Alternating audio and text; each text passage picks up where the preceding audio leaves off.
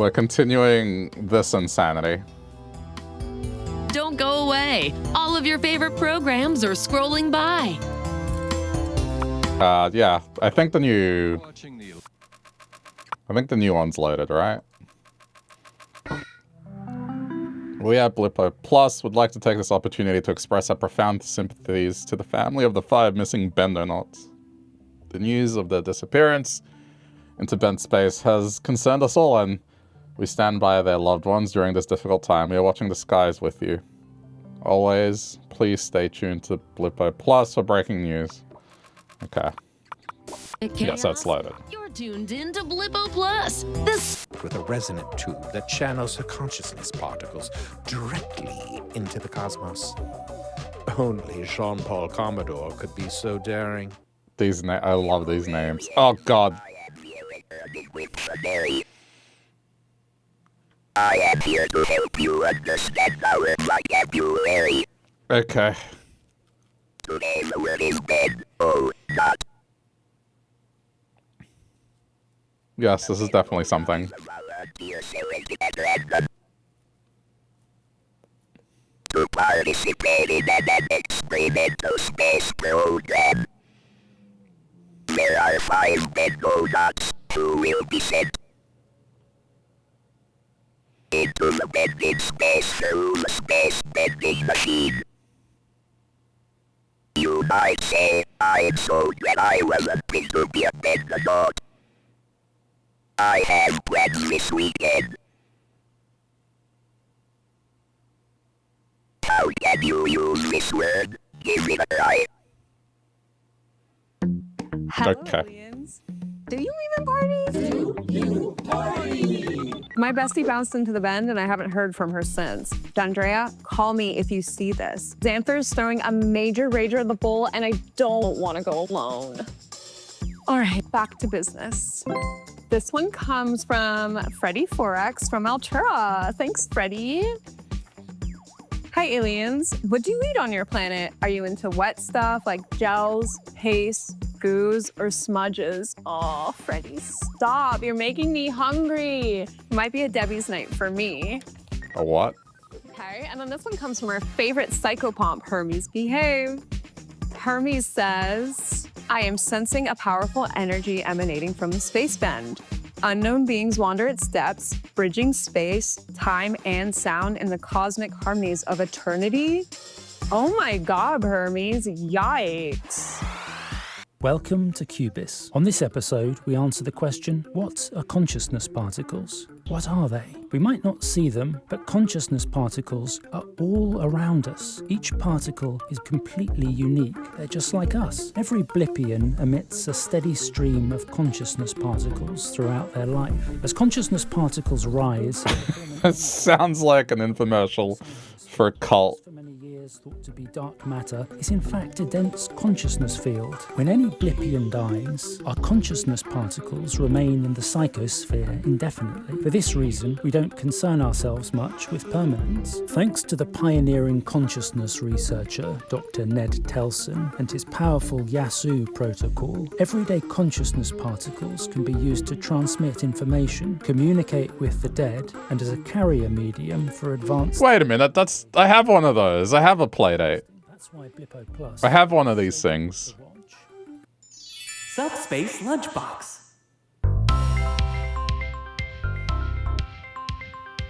What's for lunch? A light lunch. Feather steak.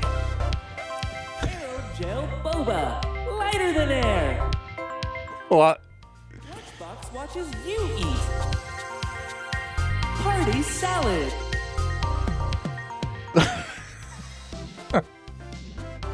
Microfiche. Microfiche.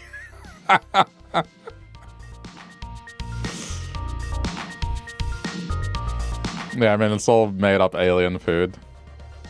Apparently, this game is originally on the Playdate, so there you go. Feeling very hungry. We hope you give it a try. Thanks for watching. Enjoy your lunch. She just got back from the Polygon Riviera in this elegant resort look. Signed, Luma.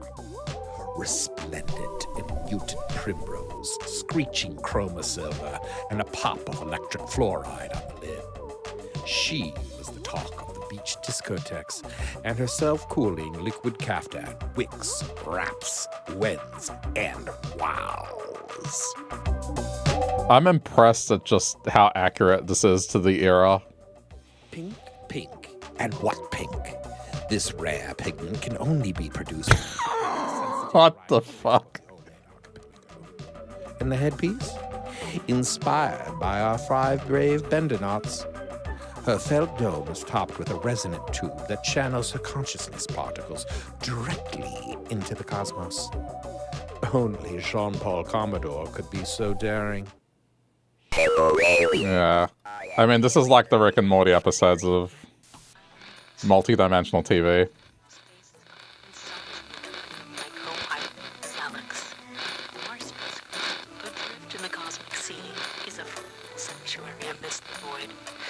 Oh, now this makes sense. This setting here is what it used to look like on the Playdate. Okay, that's what this button is. I was wondering why it had this setting, like, to make it like this.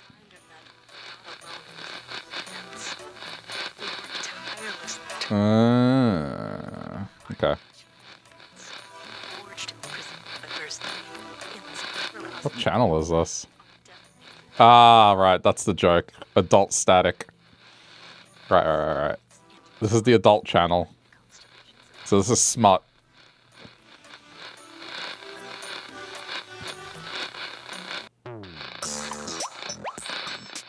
Sleazy hunks. The music. All you can see is stilettos. Barely.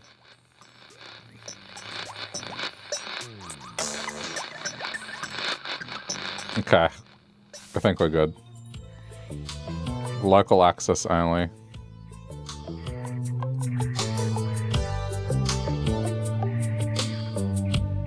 That's someone's thing somewhere. I mean, that used to be a thing where... in Australia, there's a channel called SBS, and that was a channel that usually it was hard to get reception for. But that was the channel that had all the foreign movies.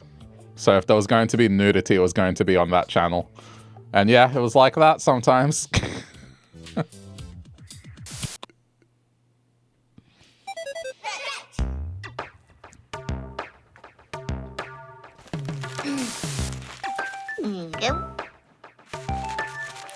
Whoa, snazzy glasses. Yeah, this is pretty high effort, this game.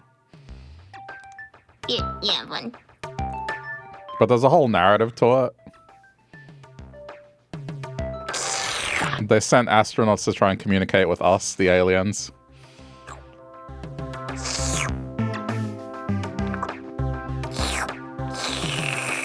Dude, I love this because as a kid I used to watch Pingu, and this is just reminding me of that.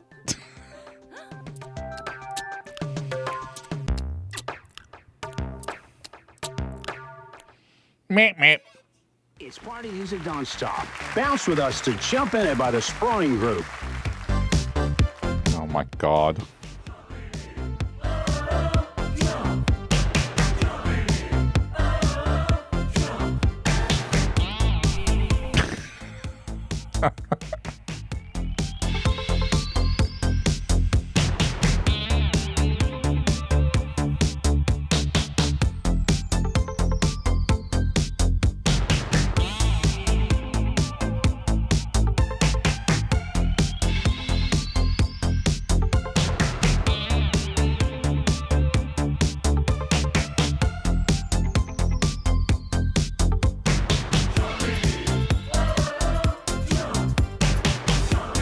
This must have been fun to work on.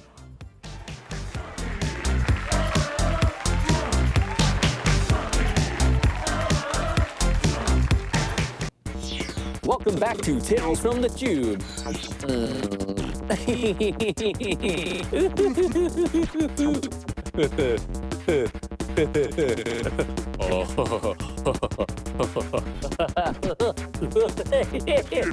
What the fuck is this?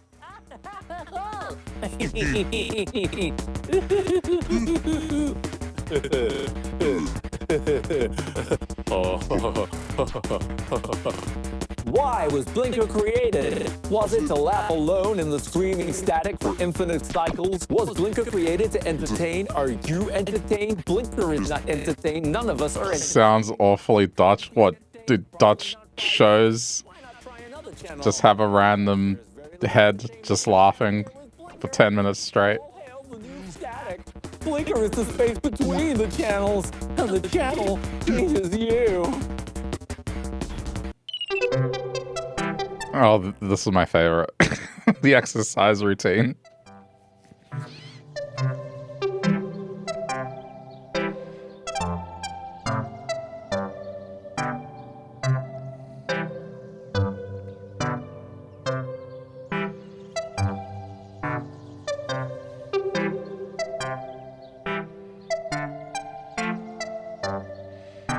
Reminds you of Flutter, which is a really old show, and some characters acted like that. I mean, I wouldn't be surprised if some inspiration is drawn from older shows.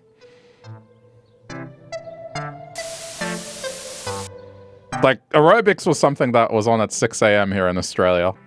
So we'd have something like this. Not them dressed weird, but early in the morning, something like this would be on.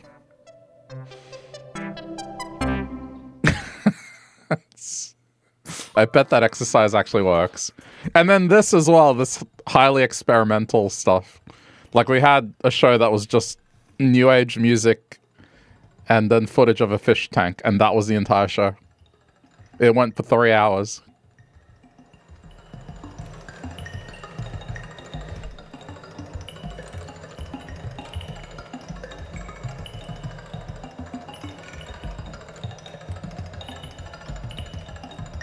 You've never seen anything like that on TV. There was a channel called Channel 31, and that was where all that stuff would be. It was like, a lot of students did stuff on there, and then they had just weird shit.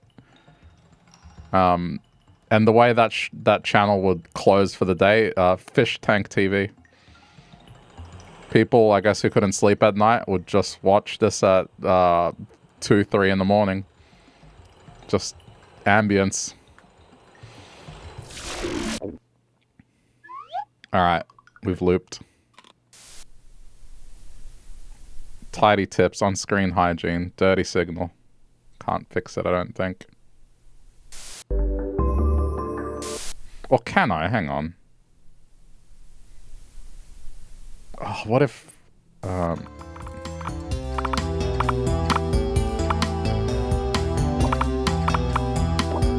Don't go away. All of your favorite programs are scrolling by. Oh, you can't. Okay, tuner calibration's not available. Fair enough. Yeah, like this.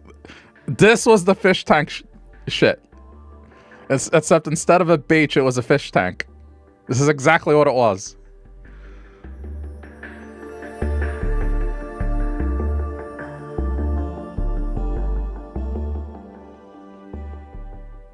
Welcome back to the exquisite telethon, the world's longest running literary experiment. Our lines are open and our operators are standing. Looks like a chicken nugget. Hello. A little. Okay. The word is alone. The word is false.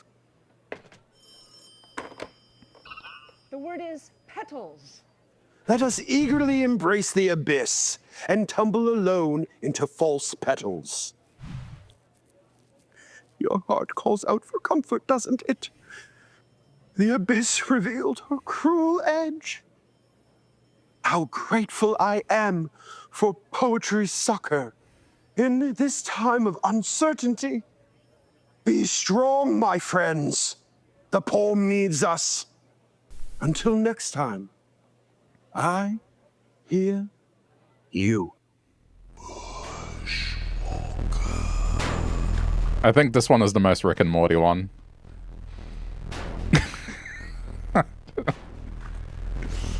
I'm pretty sure, yeah, like little bits was whispered as well.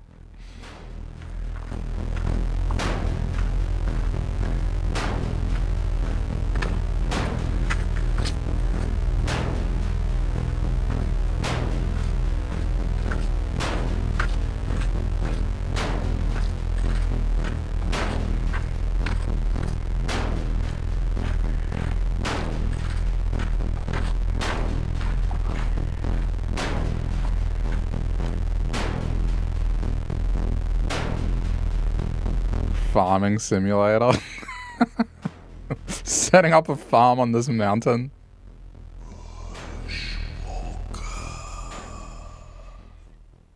Ah, man, that transition. Barbara Lightworker, the psychic Barbara, and this is your psychic weather report.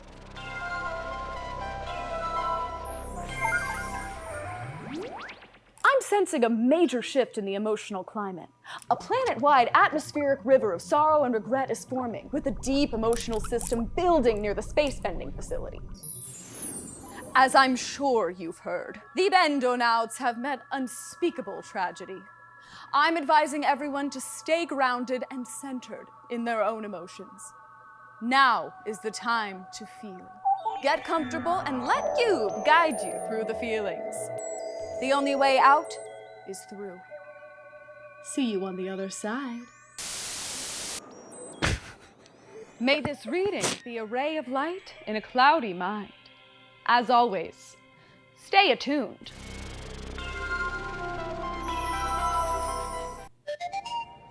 That's certainly a thing. I know, right? Of course, everyone knows what this is. I don't think our playroom on Blip was complete without this little friend. That being said, this one is in excellent condition. It appears the internal mechanism is still fully functional, which is actually not common. This thing is actually pretty cool. But as you can see here, the bean is intact. The movement is quite fluid. What can I say? Wiggly Wiggy was my best friend. I always took really good care of him. You sure? This is like that bird that drinks. Immaculate I've seen. Really warms my heart. Reminds me of some special memories, and I bet that's true for many viewers out there. We had some good times together. Honestly, we still do. Thanks so much for bringing him in. Oh, I'm just as pleased as punch, Mr. Otto. It just needs to play music, like Venga Boys. Dance again. Okay, and now it's looping. This is the start of it. The Polygon Riviera. A lot of this stuff just reminds me of Channel 31, but also I've seen American public access stuff because, of course, it makes it onto the internet, and some of that is just, it's crazy.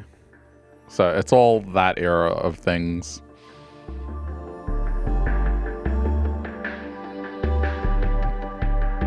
Okay, yeah, it's the color that doesn't help. It does look like a chicken nugget.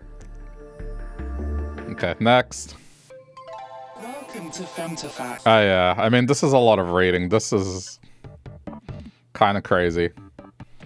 But it actually has people sending in complaints. I'm a little cold. Is anyone watching Tales from the Tube? That Blinker is a terrible influence, right? Is he unwell? It's like as if it's a TV guide. But I don't want to read, I want to watch. Right here. I could use some myself. I'm so fragging fragged. I barely slept, what with those poor kids they shot into the bend. Even Lenny's on edge. We've all been... I mean, you gotta wonder. Was it something they ate? Gosh, I'm a mess. To think that poor kid came in here right before... Goth Marge Simpson. It's the Marge Simpson haircut. Maybe he's still out there digesting Lenny's goop. Don't know if that makes me feel better or worse. Never served anyone their last meal before, that I know of.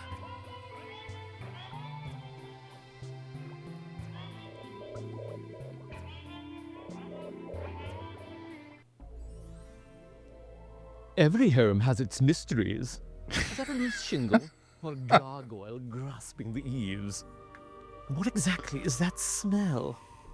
In Mr. Narvinson's house is the greatest mystery of all. Down in his basement, he has discovered a portal, within which resides an unspeakable creature. Its sallow skin hangs from the bone like a befouled fowl, polluted by pustules. Yeah, this is grown-up story. In a cavern of rotting flesh. It might blind a simple Oblivion, but not so Mr. Narvinson. Grabbing hold of a large brass knob, he strikes the monster down, gasping it into nothingness. The spell breaks. There's only one thing left to do. Fetch the dustpan. Looks like another 7 years bad luck, here in the realms beyond.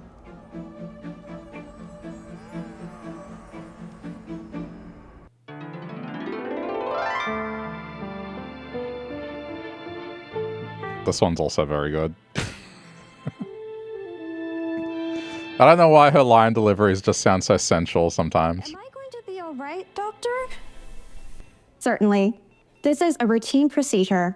It's not medically necessary, but it's routine. And I've read all about how to do it properly. You mean you've never done this before? Nurse, set up the IV. Anesthetizing, 10 cc's. The narcotics are ready, Dr. Stones. No! Miss Carbon. No! Calm down! No, no! Calm down! No. No! Leave me alone! Don't put me to sleep!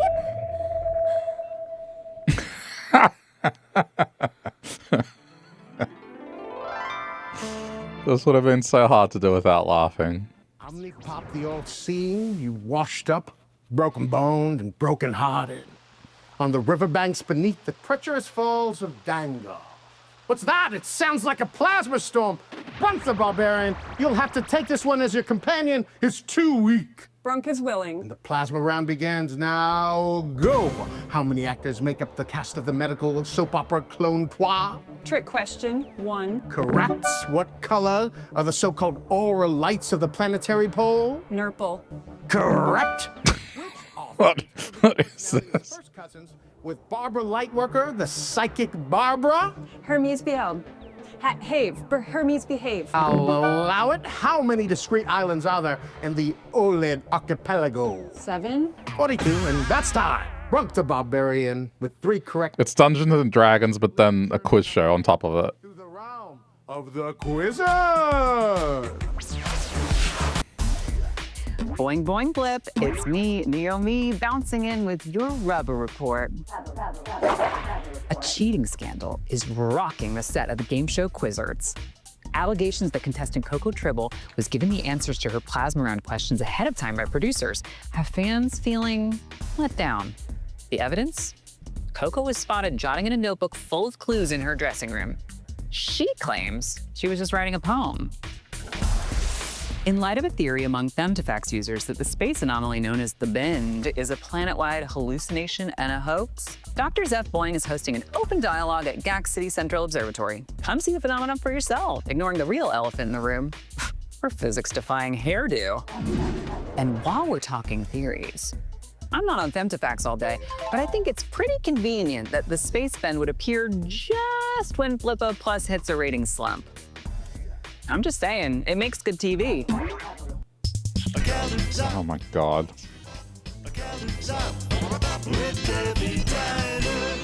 Yeah, I mean, there's a lot of similarities. I got you right here. I could use some myself. I'm so fragged. I barely slept, what with those poor kids they shot into the Bend. Even Lenny's on edge. We've all been glued to the tube back in the kitchen. I mean, you gotta wonder, was it something they ate? Oh my god, those earrings, I just realized. To think that poor kid came in here right before they sent him into the Bend? I mean, he had no idea what was coming. Maybe he's still out there digesting Lenny's goop. Don't know if that makes me feel better or worse. Never served anyone their last meal before, that I know of.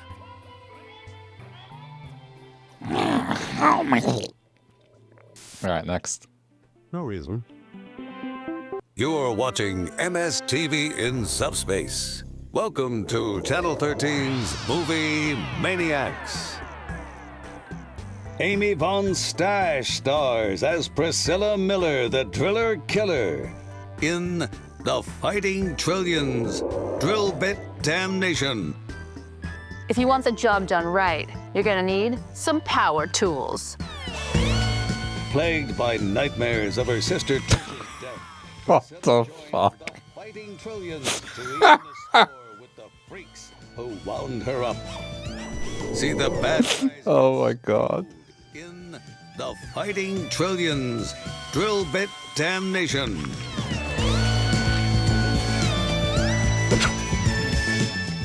It's another thrilling action. This is why I say I am, quote, playing a game right now. The term playing is very, very loose. Universe, another beautiful day on Planet Blip. I wish I felt that way. Oh no, what happened now? Well, Patsy had some friends over last night. Great kids, all of them.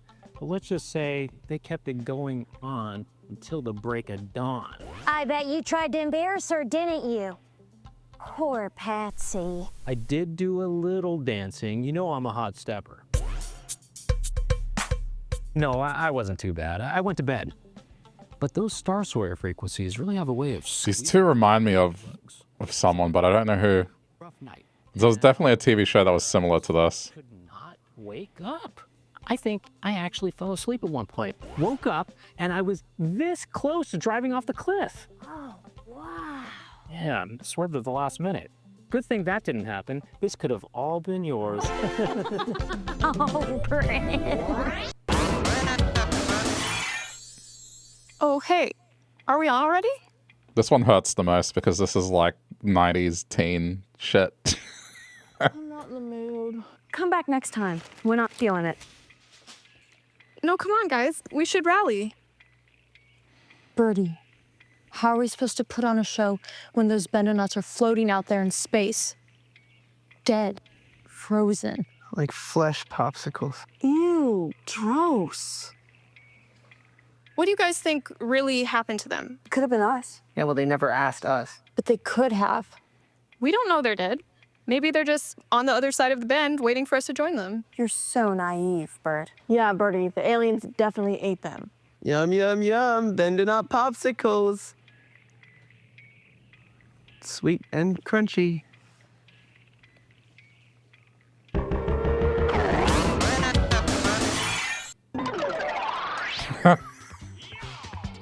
Confetti Cowboys!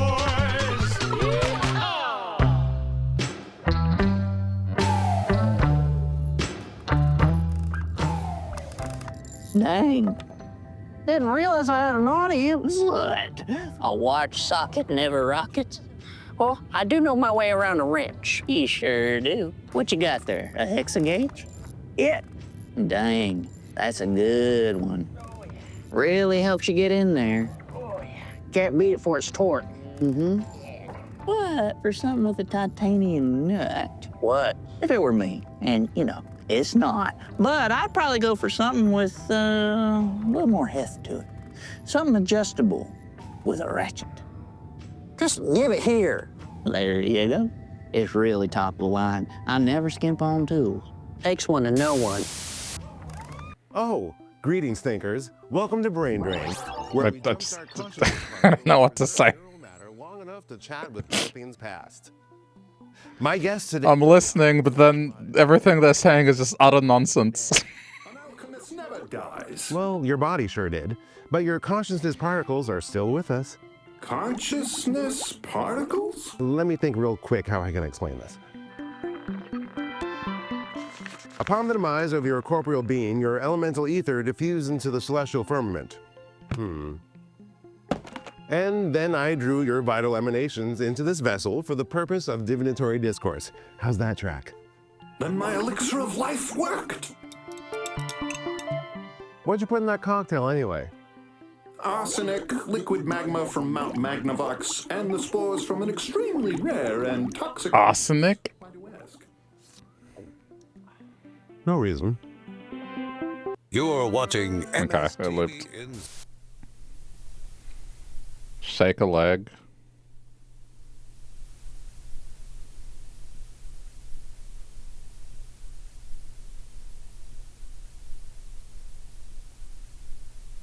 Dance partners for your particles. Cosmic microwave background radiation. Okay. Ziba? Soda? What the snort not? Oh, not this again! A hard liquor reboot. And a neurospike chaser. Initializing startup sequence. Soda, you're not gonna feel so hot in the morning, but this'll get the job done. What? What just happened? Don't worry, Zeem. Soda just blorked out again. Sad news today, as the Bendonauts have not returned from their journey and are presumed dead. Her haircut. Oh my god. Have ceased broadcasting, and researchers are unable to locate a signal. We go now live to the GCC Observatory, where recovery efforts have been led by Dr. Zeph Boing. Dr. Boing, can you hear me? Yes, Madeline. How is the mood there? Not great. After calculating the temporal compression of the bend, we estimated that the Bendonauts would return immediately after departing, if not slightly earlier. As you can imagine, we've been waiting eagerly, but at this point, it's clear they're not coming back. And what does this mean for the future of the space-bending program? Program? What program? Ever since someone said her hair looks like a fountain, I can't unsee it. It looks like a fountain. Welcome to Snacks Come Alive, where together we bring everyday dishes to life. Wiry globes. You see them, you smell them, but can you eat them? Do these little devils like being eaten? We may never know, but let's try and find out. When you approach a band of wiry globes, tread softly. Once you've secured a globe, take a look inside. Oh, what gorgeous inside, little devil. Next, you'll need an instrument that most people call a goofballer. In my family, we call this a rounder-founder. Let's make spheres. The secret to this and all sorbets, you must place something directly on top or it's no fun at all. For this I've chosen a soil brain trunk. It's the perfect balance of earthy and sweet. And there you have it. Where have I heard her voice? Like, it's bothering me. I've heard this voice. To life. Video jumps? Negative 720 big spins? Bonzo backslides? If these phrases mean nothing to you, then you've never met the new jump jockeys, who'll do anything for a thrill, including pushing themselves to new heights. Oh, it's all made up stuff. Like, they're gonna have nonsense names. Where the kids are getting higher than ever. It really is dangerous. We've been doing it for so long that it looks easy, but it's not. I basically made up these moves. I mean, it's a combination of a few different jumps and then some... It's probably a cartoon where they're playing a British nanny or something. But the voice is so familiar, I don't know where it's from. That's where we all hang out. This is nothing. You ought to see how much air some springers are getting at the bowl. See you later, Elbow. Boom. Look who's here with me. The atomic Rachel Nuko, breakaway star of Fighting Trillions. And that's saying something, Rachel, seeing as you have 1 trillion co-stars. All consummate actors. You must be getting plenty of offers. Yes. Are there lots of parts going to Atomic Mutants? Well, actually, I wouldn't mind playing a scientist next. Someone on the other side of the test tube, if you will. Are you interested in science, then? I did my undergraduate at Teledon in subspace harmonics. I actually studied under Taffy Romfler. But what can I say? I got the bug. So you must be following the space bend closely. What do you make of it all? I have my own theories. The Bendonauts. Oh, they're toast. Rachel, thanks for making small talk.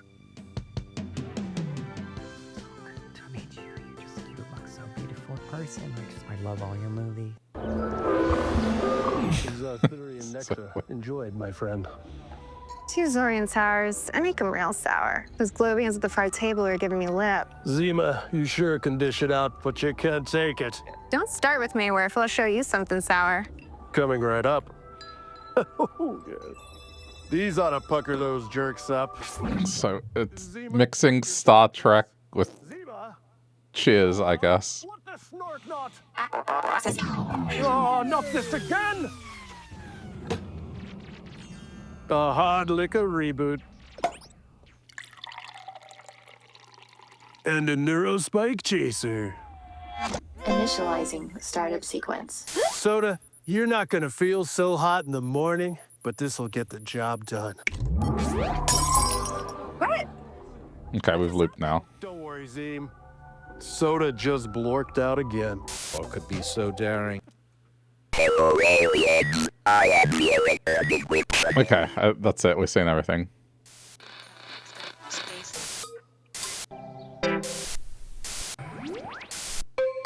Alright, go back. New package. Loading packet will update the EPG with refreshed Femtofax posts and new episodes of your favorite shows. Okay.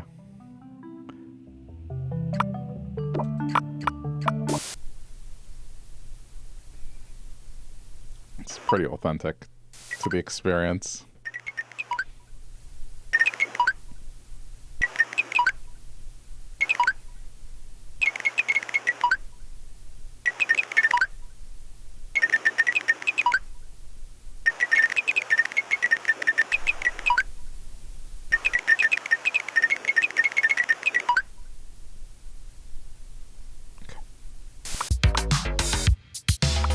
It's your intergalactic correspondent, Polypixel, here with your intergalactic correspondence. I'm still miffed that you're hogging Dandrea, but I'll forgive you because we got one of our friends back today. And she seems like she had a blast because she was totally scrambled. Honestly, girl, been there. Here's one from Lolo Loungewear, who hails from my hometown of Cathode City. I love the Star Sawyer. Do you like her too? Maybe she could perform on your planet. Exo Lolo. Righteous! Thanks for the Buxton suggestion, Lolo. Intergalactic diplomacy through music, that's how we do it here on the Big Blip. Not sure you could get the Star Sawyer to leave her cave, like, ever. But who knows? Maybe your planet has good acoustics? Flip you later, and don't forget to write. A lot of their outfits are kind of like what people in the 80s thought the year 2000 was going to look like. Welcome to Cubis. On this episode, we answer the question, what is Television Mountain? What is it? This unique geological feature located outside of New Gak City. What do you mean, Television Mountain? Science and telecommunications hub. Due to its stupendous height and the lack of electromagnetic disturbance surrounding the site, Television Mountain is home to the majority of Planet Blip's consciousness broadcasting. Dozens of television engineers live and work on site. They report directly to the Planetary Television Commission, headed by Lisa Duo. Oh, those things on their head, that's actually what they watch TV through. City Central Observatory, which shares many facilities with the broadcasting hub. The GCC Observatory is home to the Bender, the physical relay to the opening of the Bend space anomaly. The observatory also maintains the very equipment broadcasting this frequency to you at a particle frequency of 66 to 72 megahertz. Hope you can hear us loud and clear. Subspace Lunchbox. Oh, what's for lunch? What's for lunch? I can't decide. Maybe a skypecker egg? Yes! Dribblers? Yes! So... No. Dehydrated gel bread? No. More egg? No. Grim's cake? No. Sucker? Yes. Candy? Yes! Candy? Candy? Candy? Yes! Maybe too much candy. Ziggetti? Yes! Yes! I don't know what I'm watching anymore. Too much Ziggetti. Just right. Thanks for watching. Enjoy your lunch. A semicircular hat offsets an angular bustier in this commanding evening look from Zorro Flickinger. This one is so good, just how accurate it is. Negative space clocks and sky-high starch jumpers. Remember to extend the eyeliner all the way to the hairline to emphasize what really matters. Her mind. Hey, Colin.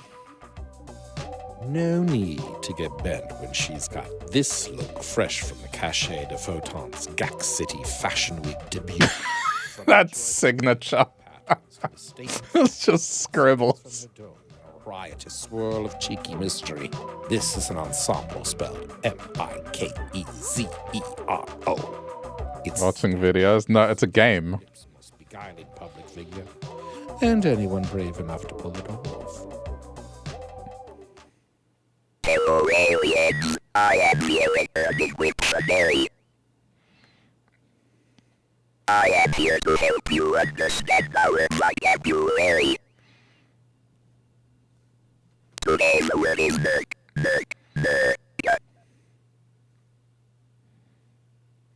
Nerd is a stimulating dessert.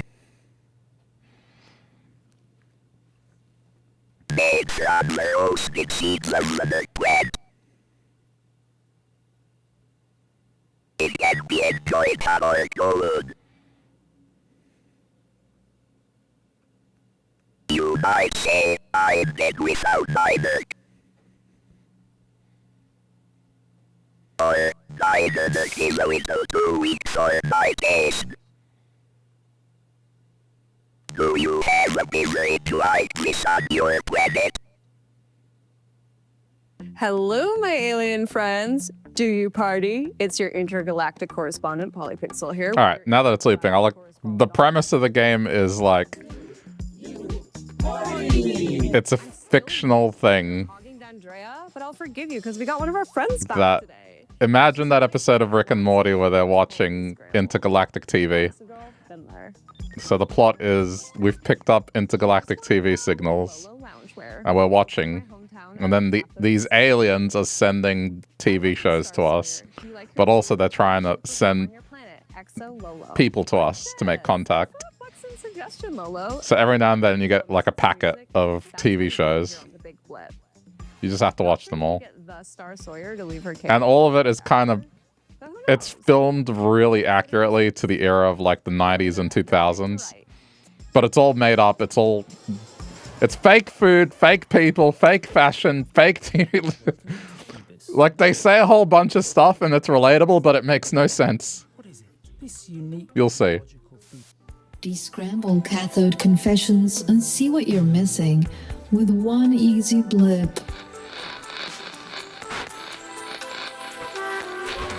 Fuck. Okay, this is supposed to be the adult channel.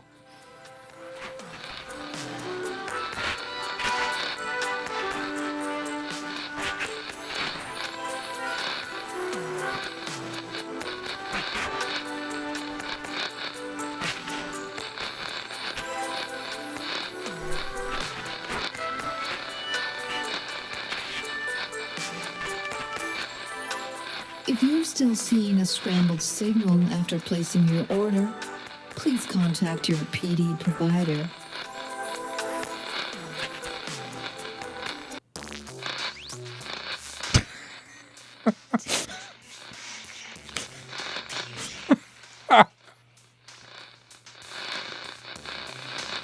Sexy computing.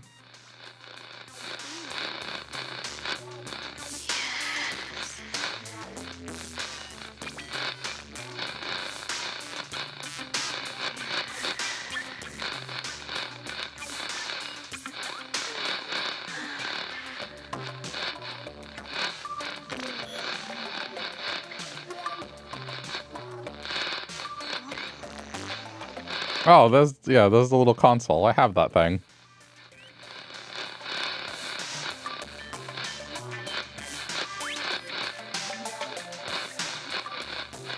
Like I said, this is certainly a game. What the hell is this show? It's sexy computing.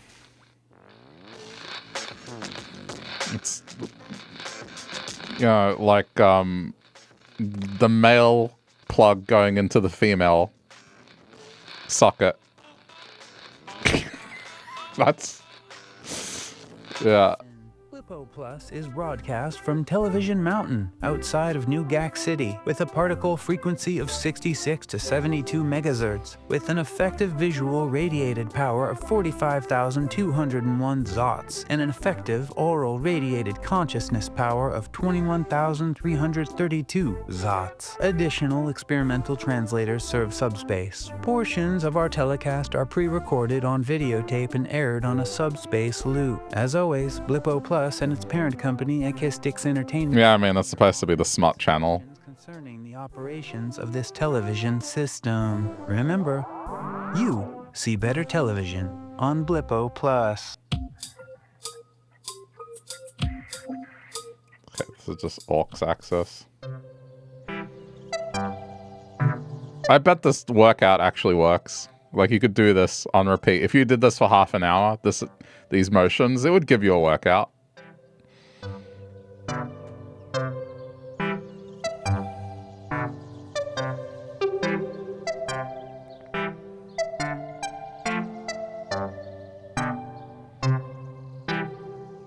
There's only one of them this time. There's not three of them.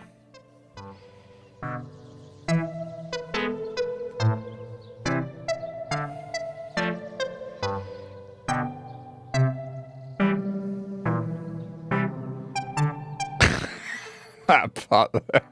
How they keep a straight face doing that.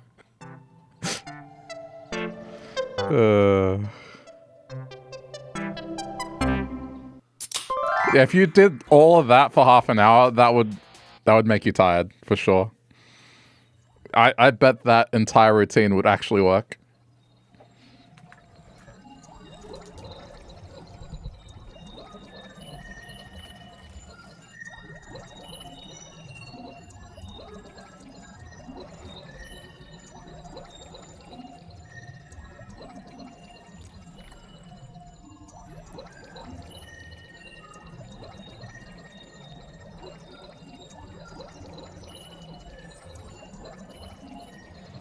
This is a very ethereal experience.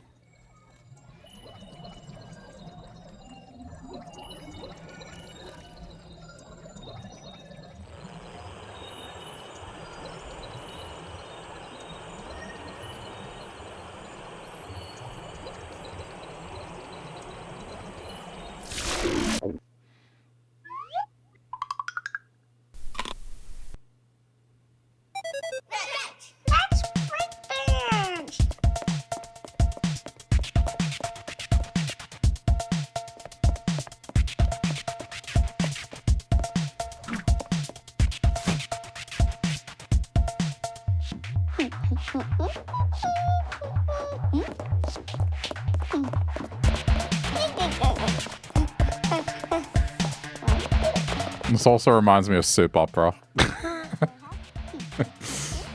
Oh man, I loved soap opera.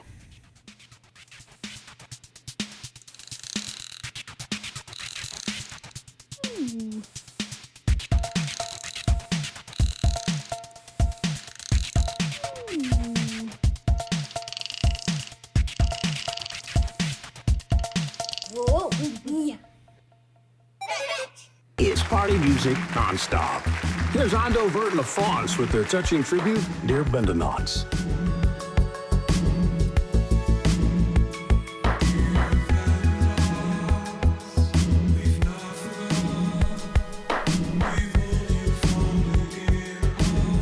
I'm curious what they would tell these actors to do exactly. Like, is this choreographed and planned, or do they tell them, yeah, just, you know, go around, do whatever the fuck you want? Like, is this planned, this entire sequence, or is this improv?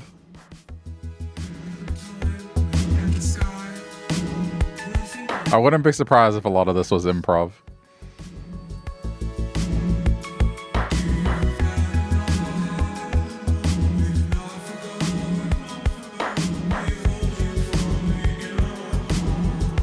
Or does it look like a Sia music video? It could be intentional.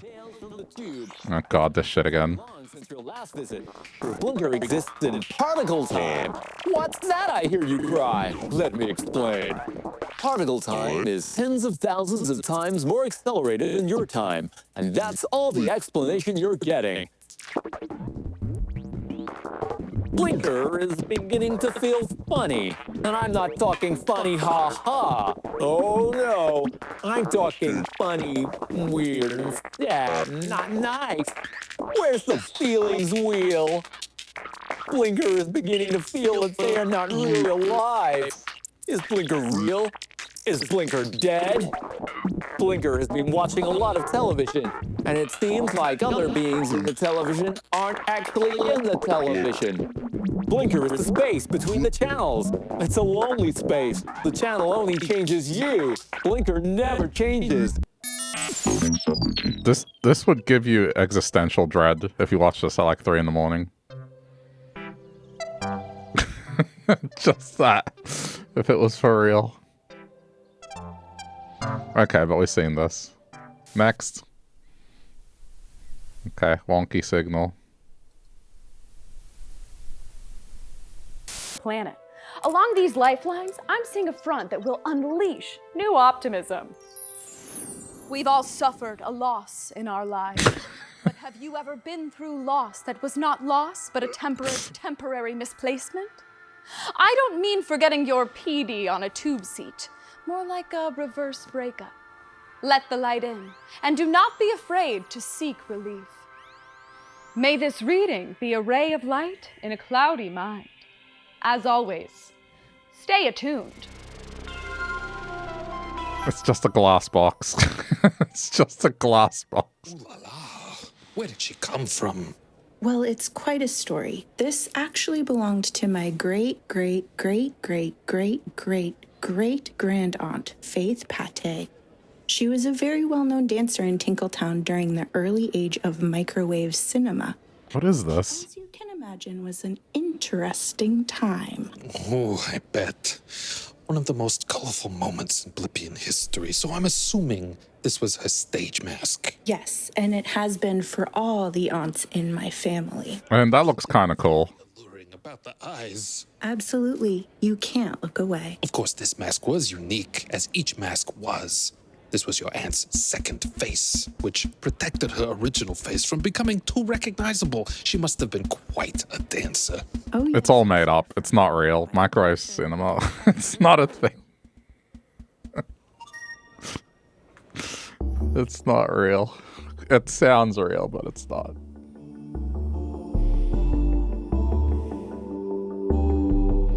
Instead of watching the time, you watch a little movie. You could... I mean, I guess. Jeez. I just thought of something they could do. Imagine they sell you a microwave and it plays an ad while you're waiting for your food. Fucking hell. That might actually be a reality. That sounds terrible.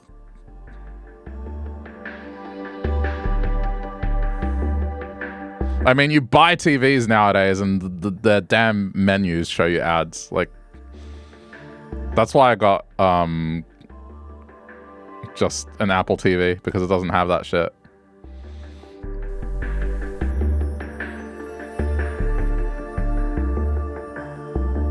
Chromecast also does the job, but that's just for casting. Think of me as a conductor. Your souls? Sounds like the Samsung fridge. Yeah, I would never buy a smart fridge. Like, why do I need a smart fridge for? They're gonna push ads. And make of your voices a symphony. So please call in. Make your voices heard. We are... I mean, at the rate it's going, like, they're gonna put them on toilets. Yes. You won't even be able to go to the bathroom without seeing an ad. The word is phantasm. The word is uninvited. Let's string these sentiments together. Tumble alone into the false pedals. Hark, lenticular phantasm, uninvited, and yet... I leave you with this opening. A breath, a question. Where will the poem go? You tell me.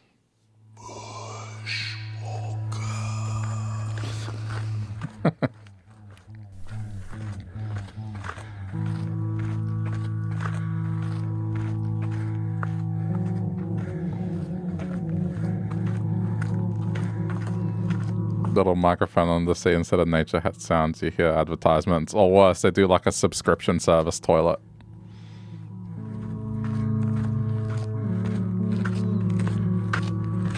And they send you fragrances. And if you stop putting fragrances into the toilet, it stops working. Like how printers are now. Now printers are subscription services.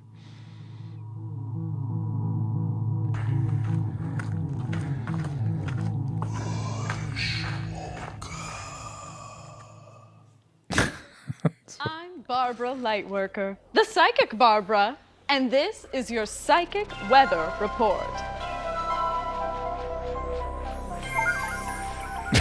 She's just doing all these gestures in front of a cube. The eye of the regretful storm, as you can see here and here. This has caused rising tides of optimism among the people of Speaker City, radiating outward toward the rest of the planet. Along these lifelines, I'm seeing a front that will unleash new optimism. We've all suffered a loss in our lives. But have you ever been through loss that was not loss, but a temporary misplacement? I don't mean forgetting your PD on a tube seat, more like a reverse breakup. Let the light in, and do not be afraid to seek relief. May this reading be a ray of light in a cloudy mind. As always, stay attuned. Okay. Welcome, companions, to Quizzers, the show of trivia, adventure, and chance. You made it. This could actually work as a TV show. You must cross a dark wood. Hark! A mage emerges on your path. The mage has the power to restore you to full health through a level 3 enchantment, but first, you must solve the mage's riddle. Which of you steps forward to face him? Go ahead. Meepi steps forward. Roll the riddle. You can keep me, but I never age. And once I'm shed, I'm gone forever. What am I? Keep a castle. Keep a promise. Keep a boat. Oh. Is it a secret? Correct! The mage restores you to full health and disappears. It's a good riddle. You with a loud pop, but not before handing you a map. This might come in handy next time. It's Naomi Lifto here with another fantastic elastic dispatch. This is another super accurate one. Blippo Plus's first synthetic TV host has made it abundantly clear that he's losing his marbles, and cord-cutting fans are saying it's time to unplug. What do we think? Unchain Blinker's brain or keep the talking head talking? Engineers at Blippo Plus admit they didn't know temporal latency would nuke Blinker's noodle and have proposed a temporary patch. Not enough, say supporters. Blinker needs full autonomy now, or else spring a vacuum tube and bring down the whole network. Gothic pretty boy Hermes behaves in hot water again. At a promotional event for his new memoir, Psychopomp and Circumstance, Behave dismissed his cousin Barbara Lightworker's psychic abilities as mostly smoke and mirrors. Whew. Lightworker shot back, Hermes should look in the mirror, because he's the hack. And that's the Rubber Report. Boing, boing.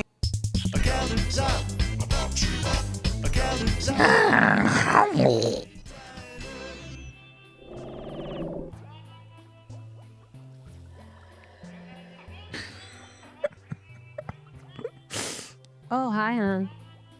The usual? That kind of night, huh? Well, tell you what, I'll top this up and bring you a slice of gel bread. Compliments of the chef. Anything for my regulars, especially on a spooky night like this.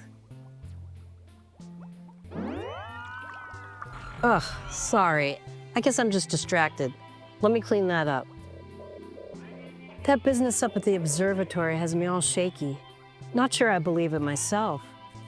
A stranger in the Bender? Where'd they come from? Gel bread coming right up.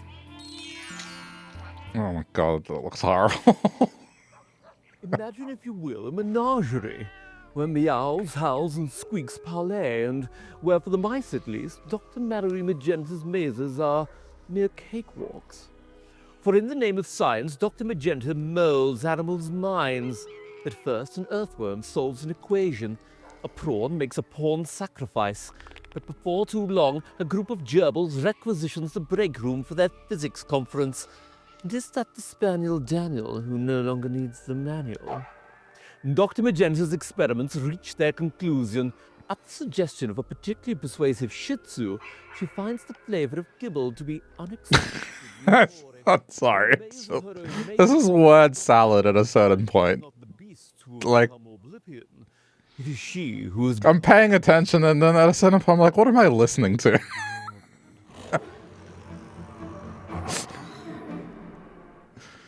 Oh, man.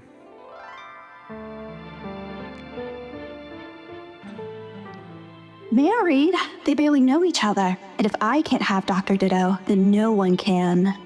All it would take is a few drops in her murk, and nobody would be the wiser. Nurse Echo, are you with us? I said hand me the cardiopulpator. Loose, doctors. Charging to 3, 2, 1. Clear. Wait, here.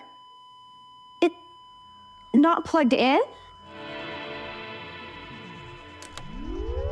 Try again.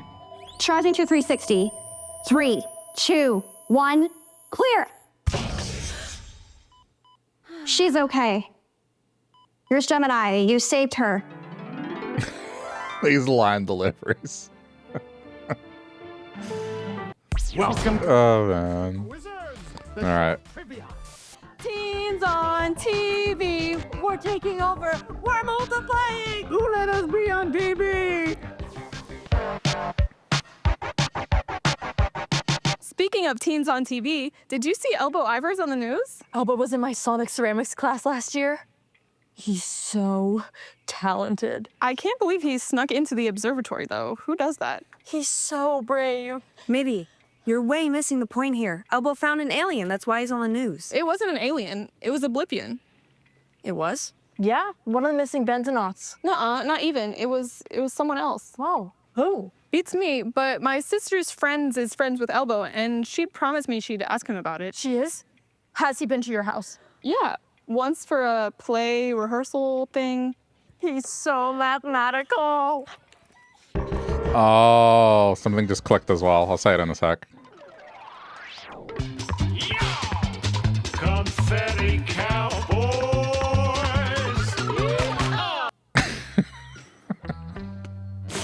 I think this is my second favorite. Can I ask you something? Mm-hmm. Back home, when you look up at the stars, did you ever make pictures in them? What you mean? Well, there's the pictures you hear about, you know, the big drippler, the snail twins, them little fellas with the hats. Ooh, I like them little fellas. Sure, but did you They look like they're in one of these things that's in a children's playground. in the sky? You know what? I don't. It's just missing a steering wheel. Fellas that night out on the ranch, just connecting them dots until I found a new one. And now, well, it just occurred to me that I'm one of them fellas in the sky. Dang. And someone down there is dreaming up me. Mm-hmm. Greetings, thinkers. It's Ned. Let's get right down to business. My guest today is my mentor, the physicist Taffy Rompler. Taffy and I have been conferencing for years on important science matters, and seeing as we're in a planetary crisis, I thought let's go ahead and game things out. Taffy, the bend. I always theorized it might be possible for an anomaly with significant mass to bend space and time in such a way They're gonna love this. that it would not only disrupt the temporal and perceptual continuum, Check. but in the process bring discrete points in space into direct contact with one another. Check.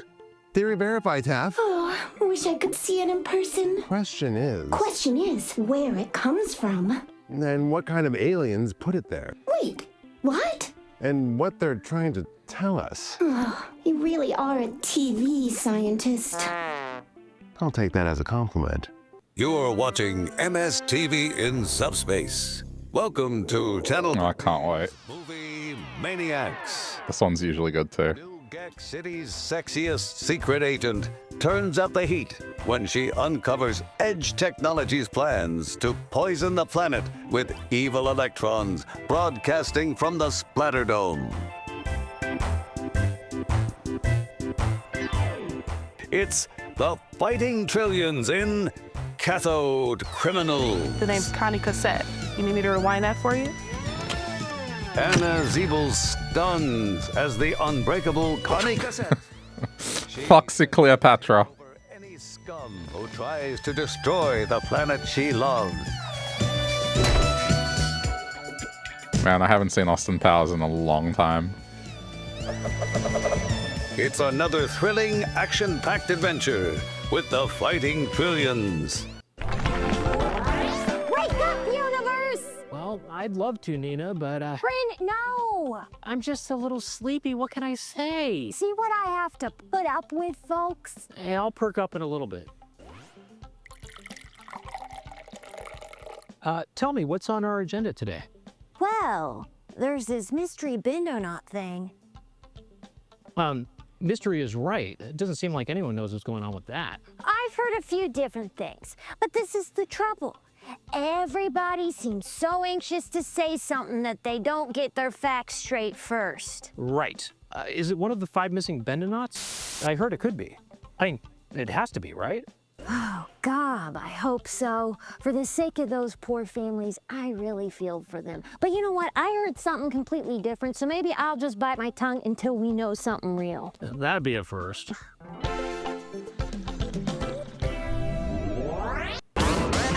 Okay, it's like something just occurred to me.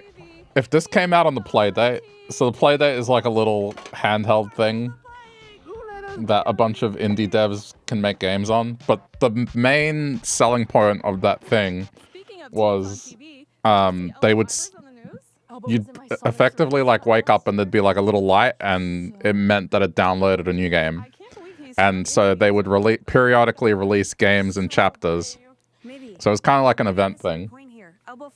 And now this makes sense because this is how this would have functioned. It would have been on there, you would have gotten this, and you would have gotten new episodes of this shit on there. It was someone else. Oh. Who? It's me, but my sister's because it has this toggle. So this is how it would have looked like on the handheld. Has he been to your house? Yeah. Once for a play rehearsal. That's a pretty cool concept. So mathematical.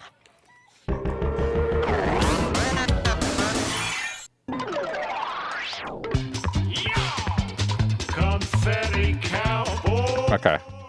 Anyway, next channel. Oh, the static.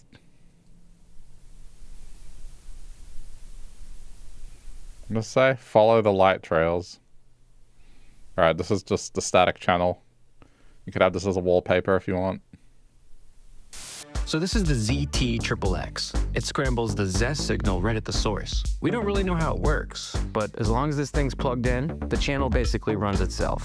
A holdover from the dusty days of pay-per-view, back when we still used money, the Zest channel's uniquely scrambled look has become a mainstay of the Blippian boudoir. After all... Wait a minute. It's scrambled on purpose because they want it to look that way? So the next time you're craving something spicy, tune into the Zest channel. Is it like the thrill of not being able to see the content making it forbidden? Visionary. Eccentric. Abrasive. These are words often used to describe my guest, Ned Till. We interrupt this program to bring you the following special report from BPS News. A mysterious being has materialized from the space bender and is currently being interviewed by observatory scientists. Closed-circuit TV footage from the observatory shows the being leaving the space bender and roaming seemingly at random through the facility. She appears to be listening to music. Our sources confirm that although she appears to have come from Bent Space, she is not one of the original 5 Bendonauts launched into the Bend. Is this being a representative from the newly discovered planet on the other side of the Bend, or is she a lost Blippian soul? These questions remind us of the magnificent enormity of the cosmos which surrounds our world. Stay tuned for further updates as the story develops. Axion particle twist, please. You got it. Actually, make it a double. Tough day. You can say that again. Usually my perfumes sell themselves, but I couldn't chase down a single warm lead on this whole planet. Perhaps I can interest you in a cologne? I bet this could actually work as a TV show. It's like a Star Trek character running a bar. Structure. Olfactory molecule is a match with dominant local ruminant species. Feces. What? I'll never make my quota. Don't sweat it. What did I just hear? Dimension N. Dimension N, here we come. Dimension N? Same as ours in a lot of ways. One big difference, though. No noses. The perfume smells like shit. Oh, God. This is Madeline Planet with breaking news. We've received reports of a survivor of the space-bending experiment. We are told it's not an official bendo-knot. I'm joined by Elbow Ivers, who found the survivor.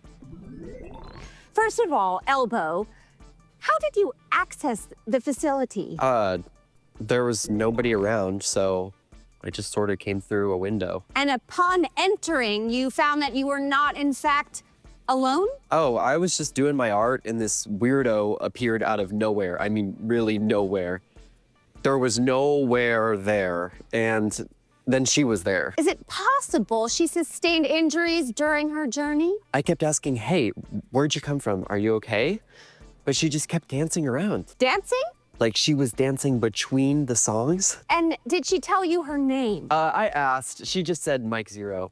We'll be following this Mike Zero story closely. Welcome to Snacks Come Alive. Where have I heard her voice? To life. We're making a lovely salad a la cube, a favorite summer side dish that's sweet, symmetrical, and full of flavor. The important thing with salad a la cube is to ensure no round edges make their way into your kitchen. Keep those angles sharp if you want to impress your guests. Begin with raw gelatinous plasma, making sure to slice perpendicularly. It's almost time to square those cubes, but first, quickly bless the serving dish for good luck, just like that. Now plate from above, as far above as you reasonably can. And finally, top with savory signal shavings. Voila! Okay. Sensual. It's gonna start glitching. And scrambled? No, I'm not talking about my breakfast. I'm talking about Planet Blip's premier erotic network, the Zest Channel. Let's take an intimate look at the Zest Channel's special computer lab.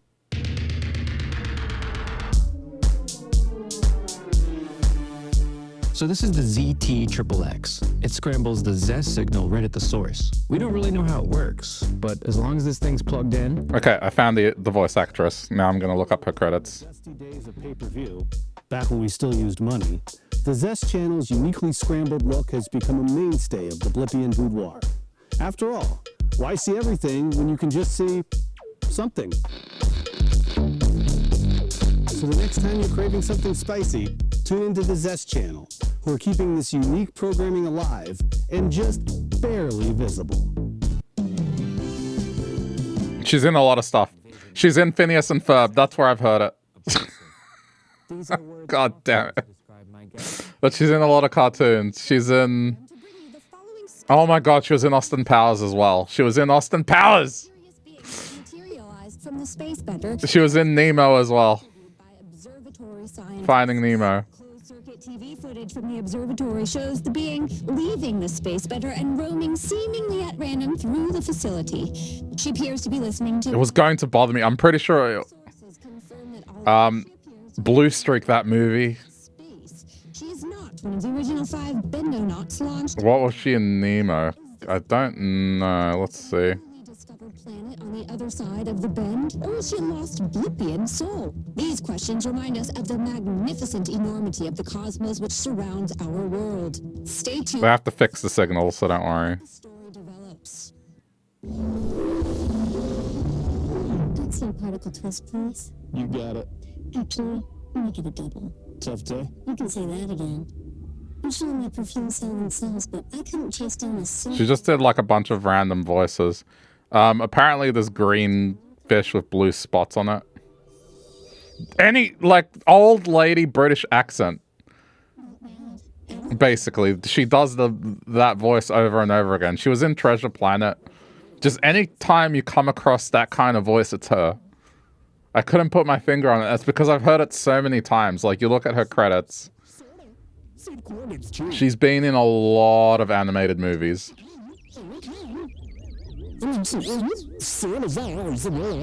She was in The Fairly Odd Parents.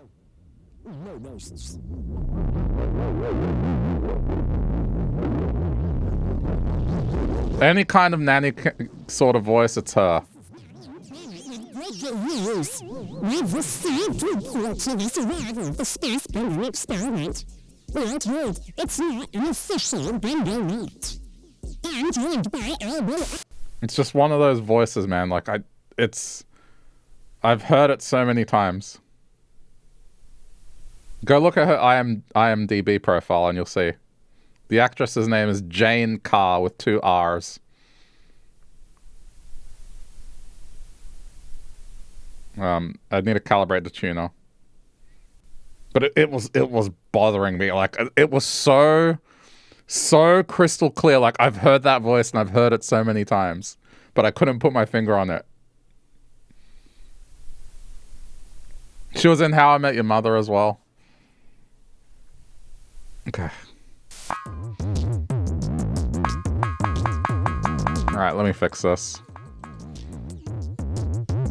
Heading off, Ash. Alright, no worries. Well, thanks for popping in. Have a good rest of your day. Oh man, that's a relief. That was really going to bother me. Okay, that's fixed. See, it's a game. You need to configure things.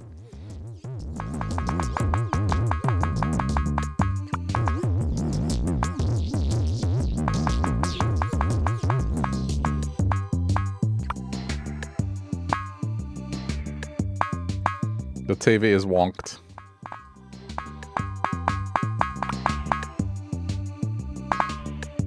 Oh my god.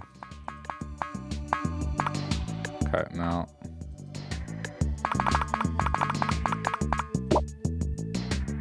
Set.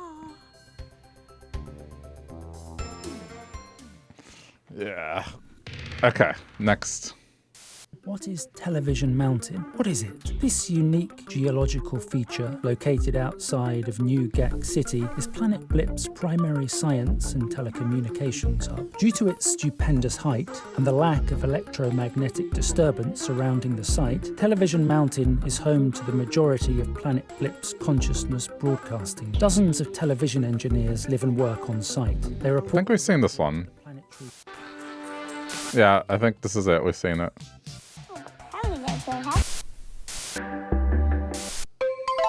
Pretty boy Hermes behaves and I used to dream. Yeah, alright, we've seen this pack now.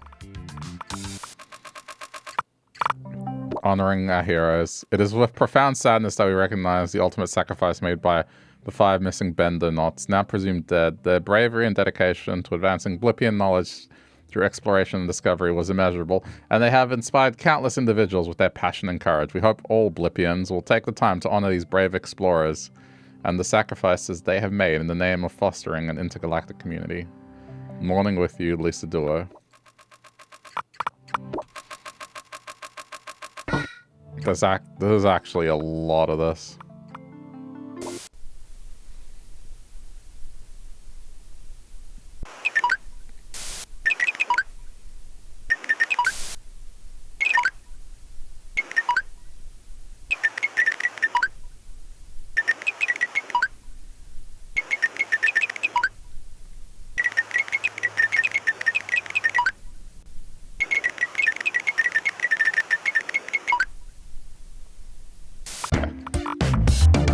Is this a vote of tribute? You know how long this took? About 2 minutes. Well, Hermes, thanks for making small talk.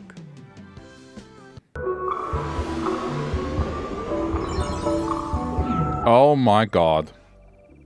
Have a seat. What can we get you? Sonic screwdriver, extra. Heatwave from Wednesday. Use quadruple sec? Septuple sec, actually. And what kind of spirits? Scrackwall gin, Zenquid rum, but do you know what makes it really special? A dash of Uranian bitters. Do you even know where uranium bitters come 3 days where it's going to be above 40 degrees Celsius, yeah. of uranium geranium to make a single quink of bitters? That's an entire ecosystem slashed for your dash. That's what makes it special. I'm appalled. Delete the bitters from your database or I will smash this Kaorian brandy right now. Not this again. There is no Planet Z.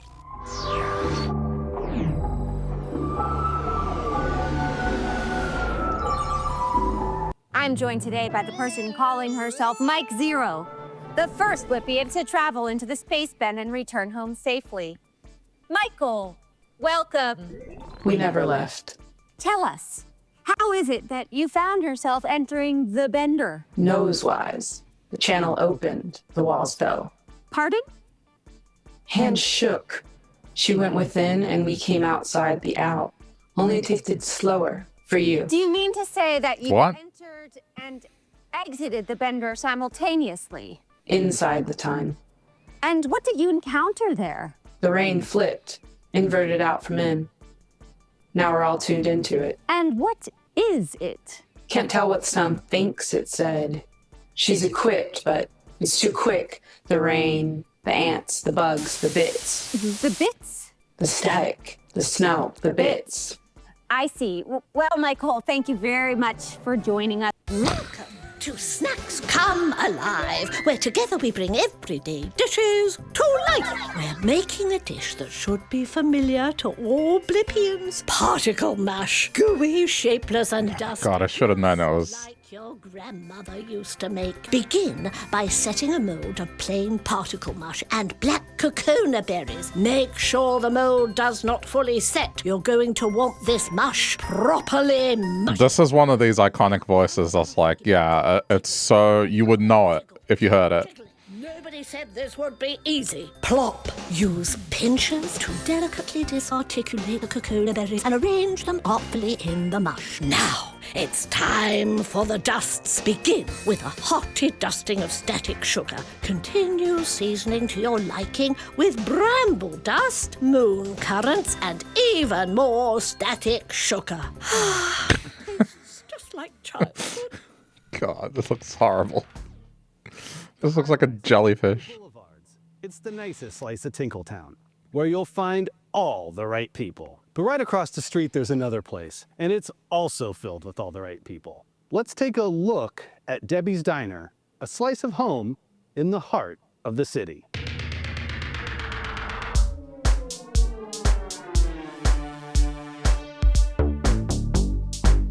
They love the tall stacks.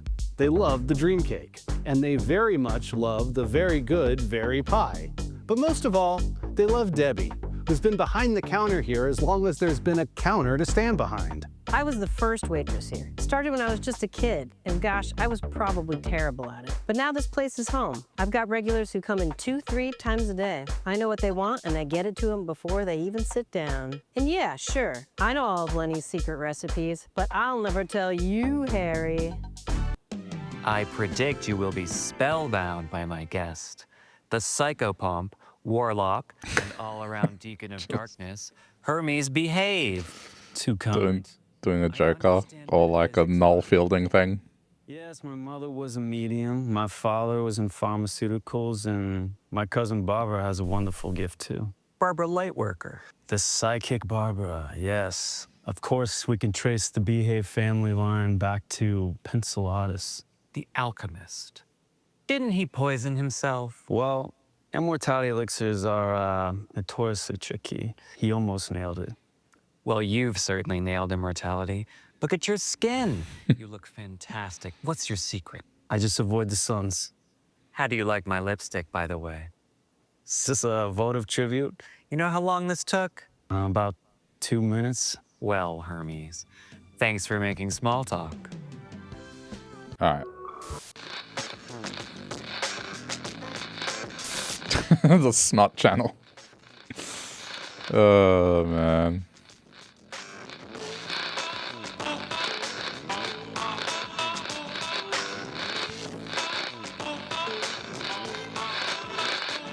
If you squint, you can see it.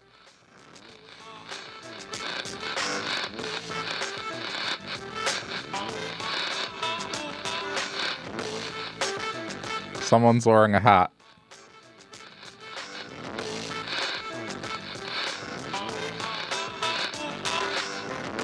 Pre-recorded on videotape and aired on a subspace loop. As always, Blippo Plus and its parent company... Gotta hit the TV. Yeah. I love how that's how shit was fixed. It's like, oh, it's not working, smack the TV. Oh, it's not working, smack the game console.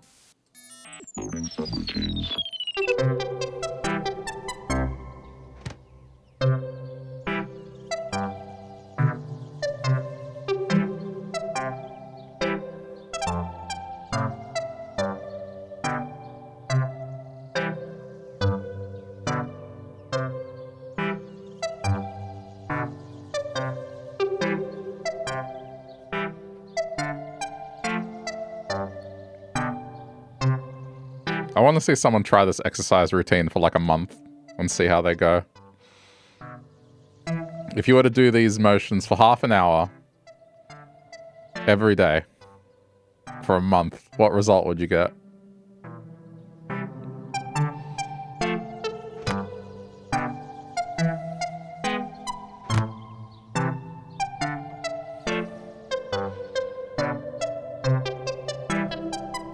Like that last move is not easy. Imagine having to do that last move 6 times. Animal Crossing stretch. It's a bit more involved than that.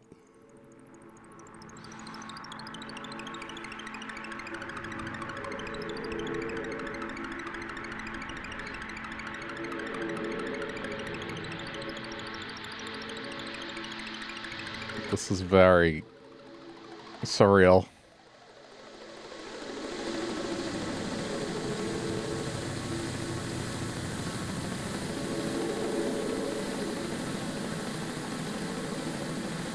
If you're on the spicy lettuce, I bet this would make your brain go weird.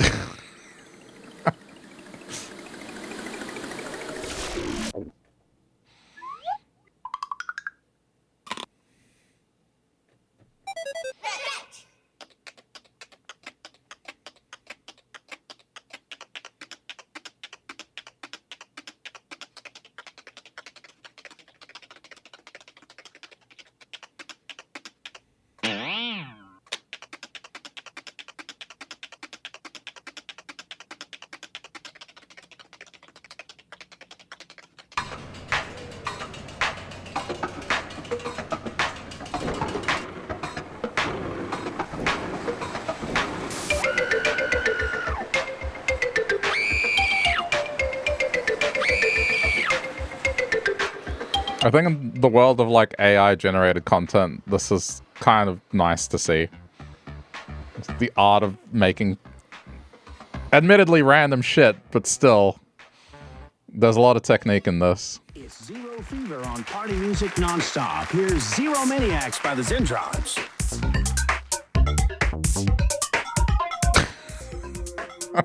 I don't know what to say.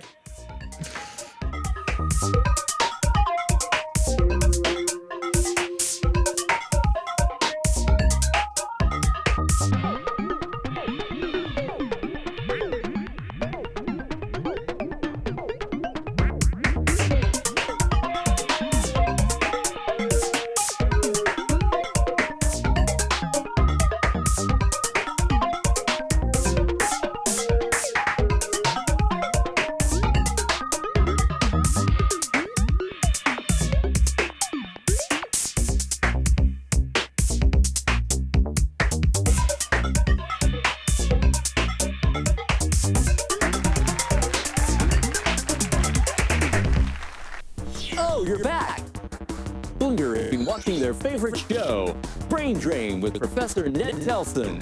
Blinker loves the professor. Things both have to trust other people to tell them that they exist. We are not dead. We are dead. We are not alive either. What kind of life is this? I mean, this style The professor could I saw a lot in the 2000s. there might be someone for Blinker to talk to during the lifetimes between your visits. I think there's a whole music video I know that is like exactly this. Well, it's about time you called. Oh, decided to show your face, did ya? All hail the new static. Blinker is the space between the channels, and that channel changes you. Oh. Okay. Next. Psychic weather report.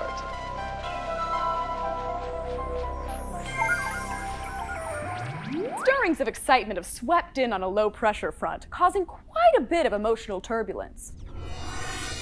I'm seeing a new person in all of our lives. Right above the observatory, you can see some flare-ups of vitality. Change is definitely in the air. A diamond of bright tangerine should appear on you right now. Your task is to sketch what you make of this diamond. Does it evoke a face from your past? Is it an intimation of your future? This exercise will set your imagination free. May this reading be a ray of light in a cloudy mind. As always, stay attuned. Well, here's something a bit. The sign off. But it's really one of those things that makes you realize how quickly things change. I remember having one of these, and it seems not that long ago. If you've never seen one, this is a first-generation PD. We have it here today on loan from Ned Towson's personal collection of vintage electronic communications device. Ned, what a treat.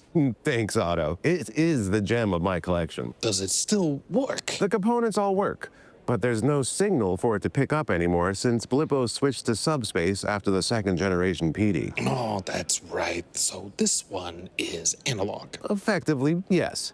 But it's still remarkable. It was actually partially the inspiration from my Yasu protocol. I wanted to find a way to intercept consciousness particles, and the scanning function on the PD got me thinking, why not scan dark matter itself?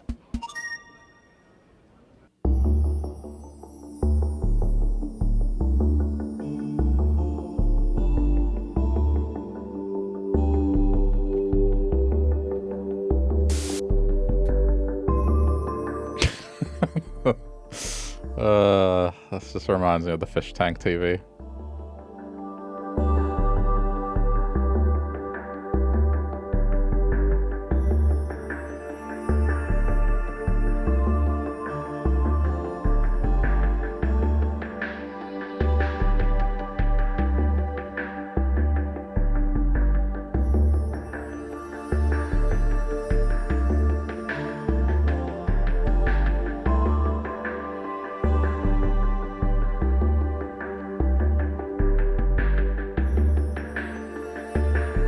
I'm surprised I haven't done the fish tank.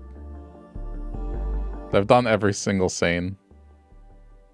Welcome back to the exquisite telethon, the world's longest running literary experiment. It is I, Renzo Sixlove, Prince of Pentameter. I am here to keep the poem alive through you. So fear not, phone in. Our operators await. Exquisite telethon.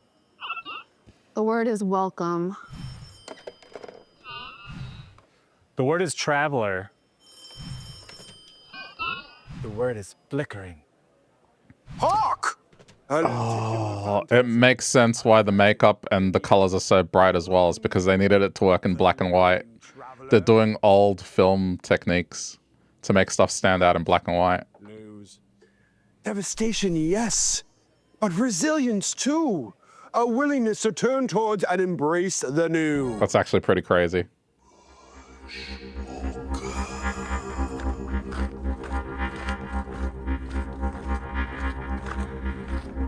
That's why they have all outrageous makeup. Because when you watch it in black and white, it stands out. It contrasts better.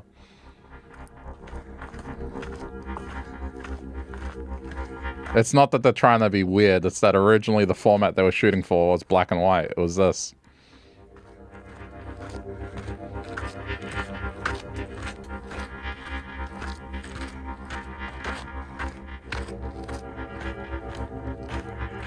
That makes this extra impressive.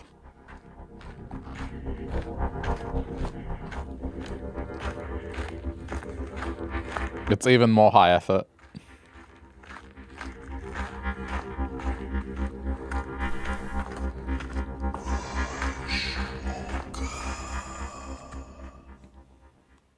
I'm Barbara Lightworker, the psychic Barbara, and this is your psychic weather report. Let's see how it looks like in black and white. Stirrings of excitement have swept in on a low-pressure front, causing quite a bit of emotional turbulence. I'm seeing a new person in all of our lives. Right above the observatory, you can see some flare-ups of vitality. Change is definitely in the air. A diamond of bright tangerine should appear on you right now. Your task is to sketch what you make of this diamond. Does it evoke a face from your past? Is it an intimation of your future? This exercise will set your imagination free. May this reading be a ray of light in a cloudy mind. As always, stay attuned. That's pretty impressive. Here's something a bit more contemporary. Anyway. Chance! You've bested blood-sucking zingbats, solved the mage's riddle. Oh man, now it makes more sense. Insurmountable chasm. But now you've reached the bog. I want to get one of the ones that are wearing the colorful makeup. You cannot see the path in front of you. What would you like to do? I'm gonna send my owl familiar, Nocturna, to survey the scene from above. Too bad. Your owl familiar gets immediately confused and lost in the thick mist. Oh, the mage's map. What does it say? You pull out the map. It says, the path will be made clear, not to your toes, but to your ears. Quizzard, we will travel in the direction of the call of the forlorn creatures. The creatures' calls guide you safely through the bog. At this rate, you two will soon reach the Quizzard's Keys. It's Naomi Lifto here with another fantastic this makeup. dispatch. Did anyone order up some hot goss with a shimmy and a shake? Because Michael Zero and Clone Twas Oh, look at that. were spotted canoodling in a back booth at Debbie's Diner. Are the actors in the Intergalactic Traveler an item? That's why it was done that way. It says the pair are just friends, but onlookers reported some serious PDA was in the offing. Mike, I don't know how they do it up there in the space bend, but down here, we kiss and tell. So they're not trying to be weird like they're from space. This is straight up makeup for when you're filming in black and white. Spontaneously appeared in a piece of refrigerated gel bread had fans flocking to Debbie's Diner for a peek. Unfortunately, the bread was toasted before the image could be captured on camera. That's the Rubber Report. Boing, boing.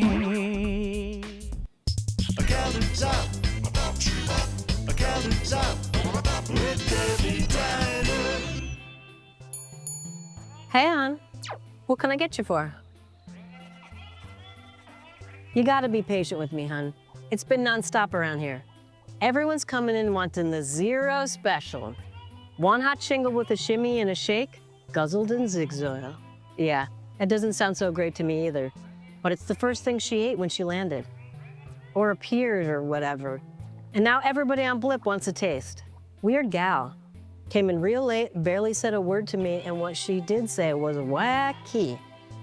But tell you what, she ate like she'd never seen food before. Made Lenny proud. So that counts for something.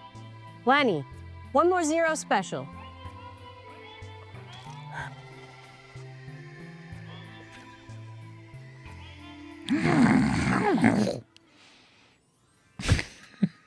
It came from the depths of space. An ominous alien craft traveling full speed towards Blip. Origin unknown. Motives also unknown. When it darkens the skies, will it usher in an era of shared intergalactic wisdom, or pulverize the population? One Blippian is offered up to the extraterrestrial visitors, Alphonse Redondo, an unremarkable every blip. There he is now, pathetically waving a white handkerchief. And it isn't long before Alphonse returns, unchanged save for his slightly incredulous expression, as the alien craft sets off an army of reporters besiege Alphonse. Who were they? What did they want? Alphonse replies, they needed directions.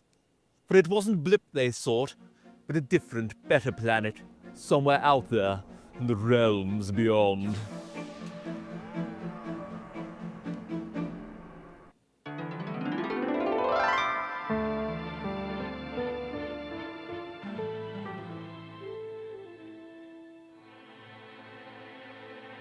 No, Miss Carbon, this is just a routine x-ray.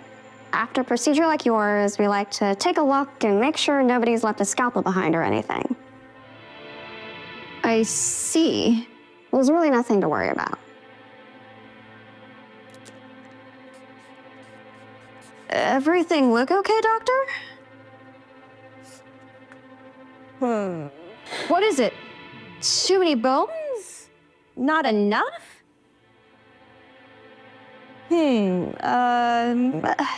Interesting. Doctor, for God's sake, say something! What's wrong with me?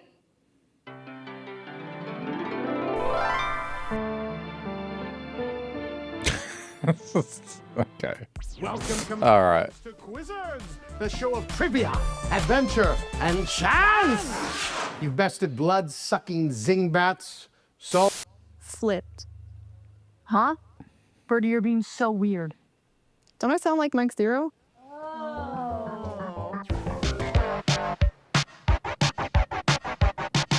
Mike is something else. She makes me feel funny. Uh-huh. I don't understand her, but I love her. I don't see what the big deal is. Yeah, I don't get what she's saying, but at the same time I do. I feel like I get what she's saying underneath. I feel scrambled sometimes too. Same. I don't understand what I'm saying half the time. Me never understand what you're saying. I hope Mike Zero knows she's not alone. Yeah, Mike, you can come visit us on Boredom anytime. We have snacks.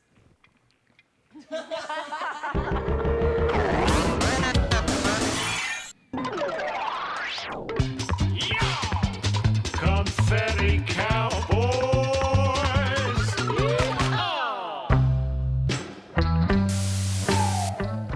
Dang, sure has been a while since I seen my mama, my girl Jenny, or even my nice old horse. You miss them?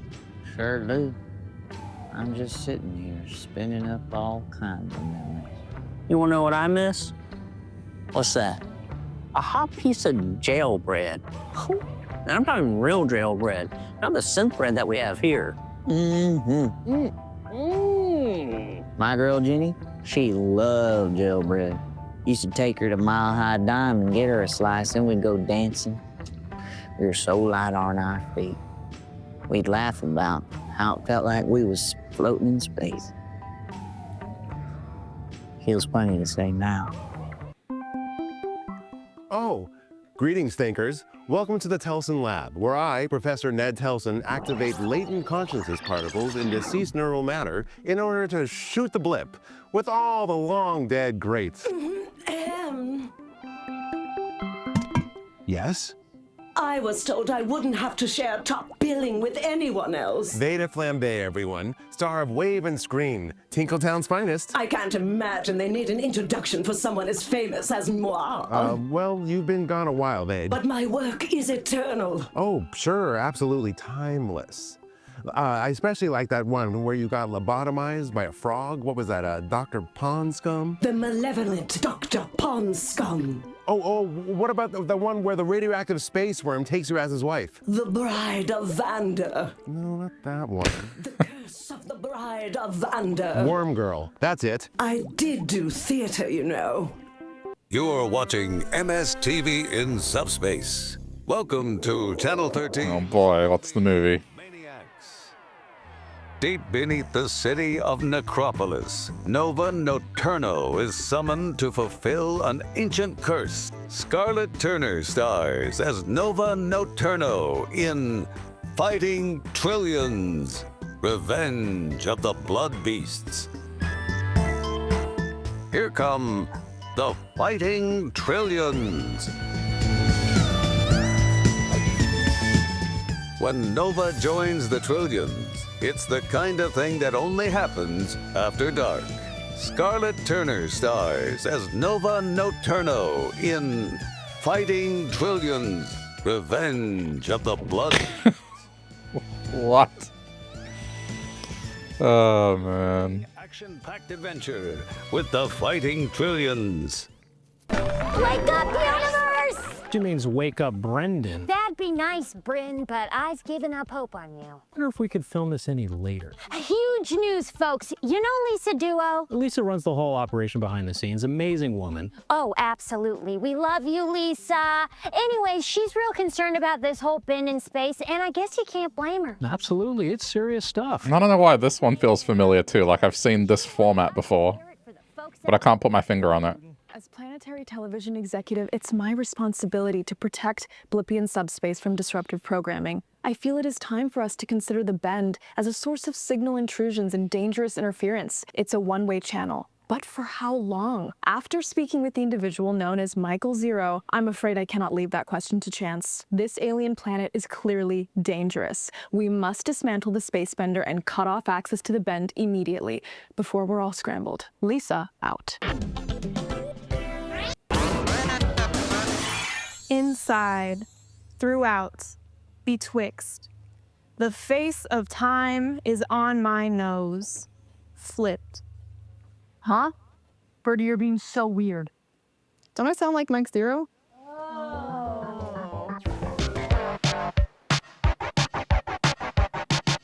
Mike is something else. She makes me feel funny. I love her. I don't understand her, but I love her. I don't see what the big deal is. Yeah, I don't get what she's saying, but at the same time I do.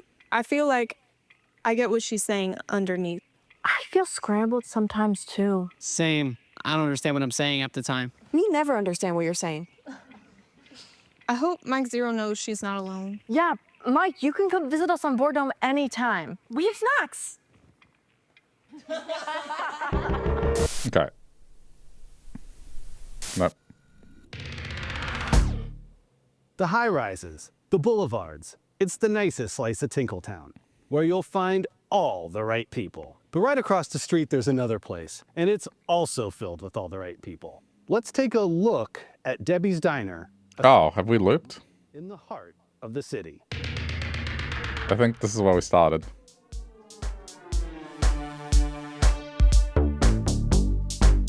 They love the tall stacks. They love the dream cake. And they very much love the very good very pie. But most of all, they love Debbie, who's been behind the counter here as long as there's been a counter to stand behind. I was the first waitress here. Started Yeah. just a kid, and gosh, And then Slice, and we go. come in. cathode confessions. Oh dear.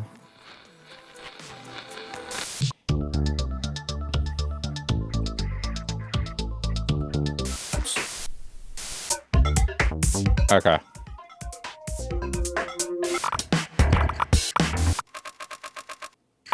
Goodbye, aliens. Due to the tragic events of the last weeks, the forthcoming decommission of the official space bending program under the strong recommendation of the Blippian Scientific Advisory Council, we have decided to remove the salutation channel from Blippo Plus. Although we have enjoyed producing educational content for our siblings across bent space, the impossibility of our planets ever making contact with one another has rendered the service irrelevant.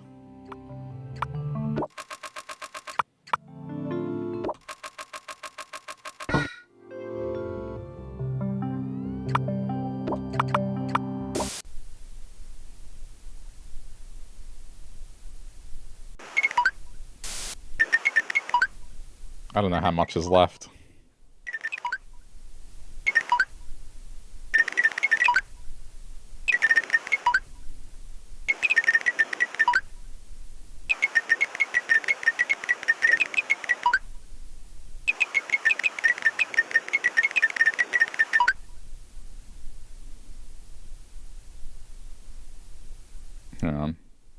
find out.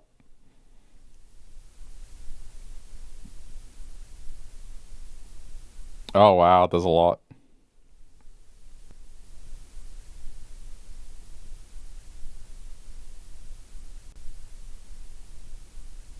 Alright. There's actually a lot.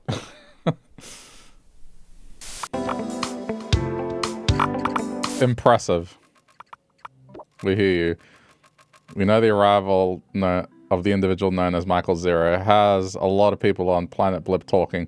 While we welcome fresh perspectives, rest assured that Blippo Plus will continue its regularly scheduled program. Sometimes things can get a little zapped, but we're committed to listening, learning, and evolving.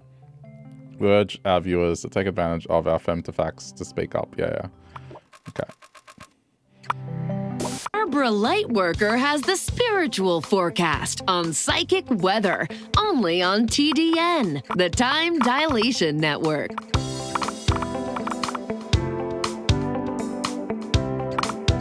Okay.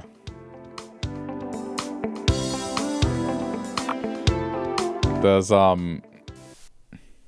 whoops.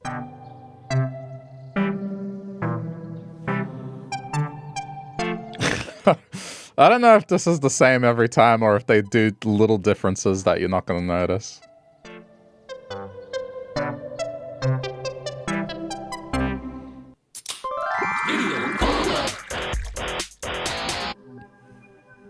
Oh, it's green this time.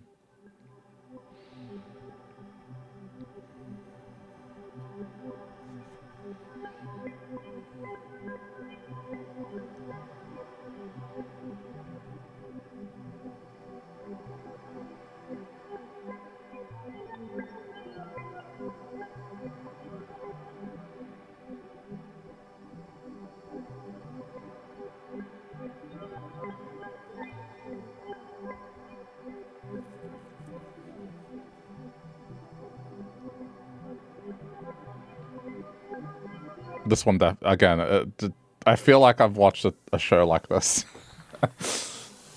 on that experimental channel we had here.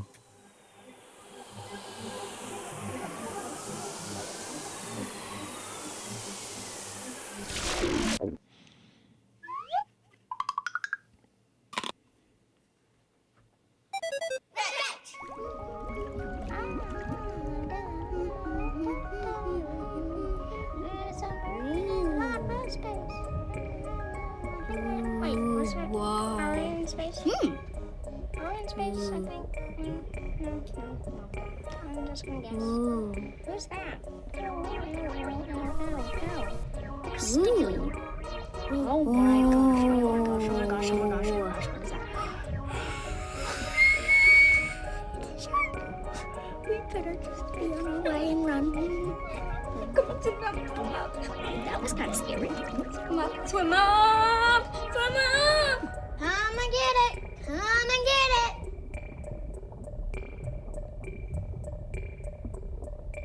Come and get it! You want space? It's party music nonstop. Here's one for the lovers. It's Smooth Moose by Ricky Ono.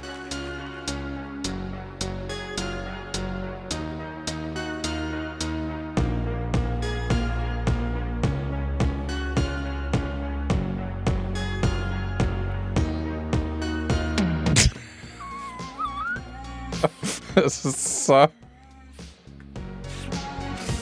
There's a bit of eroticism here.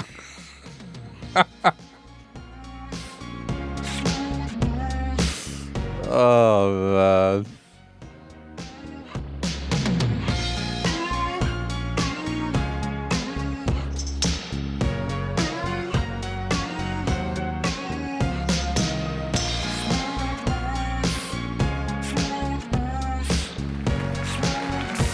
This is definitely one of these things where if you're watching this somewhere, it's just easier to say you're watching porn at this point. It really is.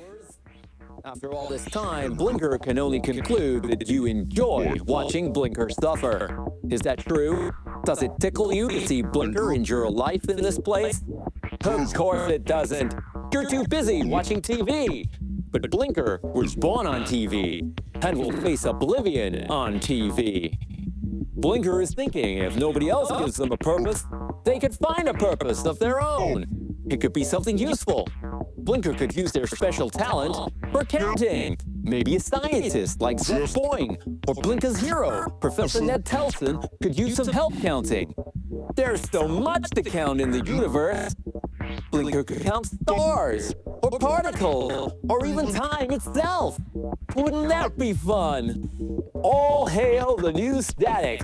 Blinker is the space between the channels, and that channel changes you. Okay, and this is where we started.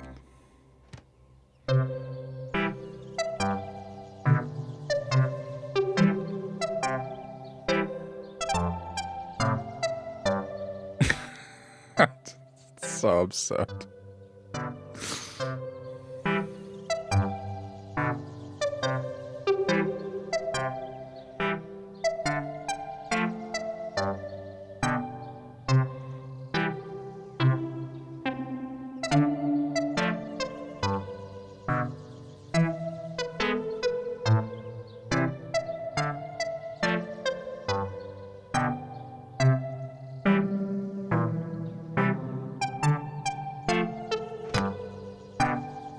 They have to keep a straight face whilst doing this.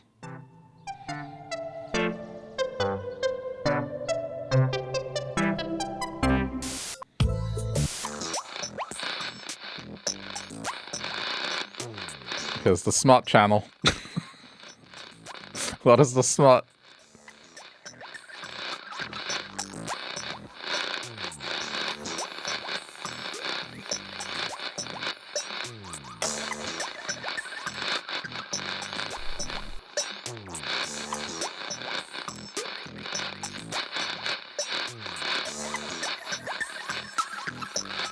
It's not actual smut, yeah. That's just putting that feeling.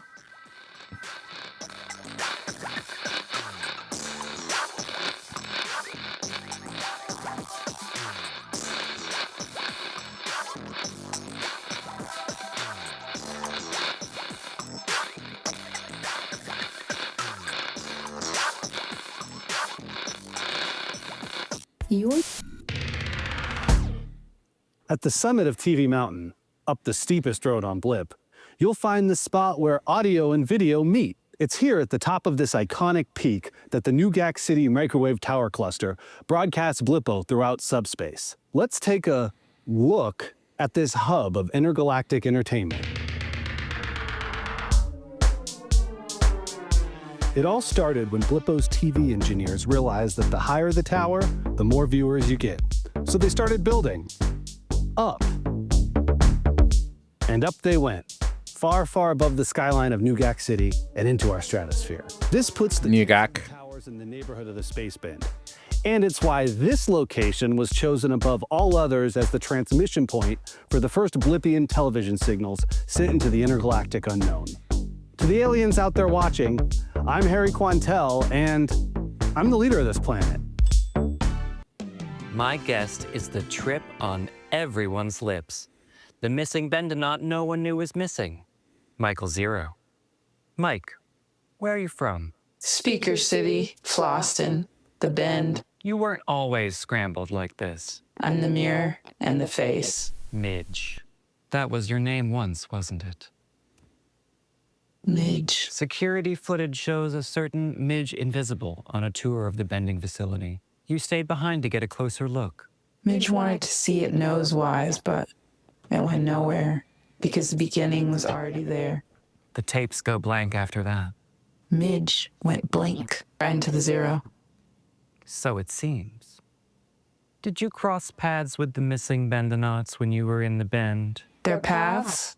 5 deep. Taste each of their lives in me. Well, Mike, thanks for bringing your big insights to small talk.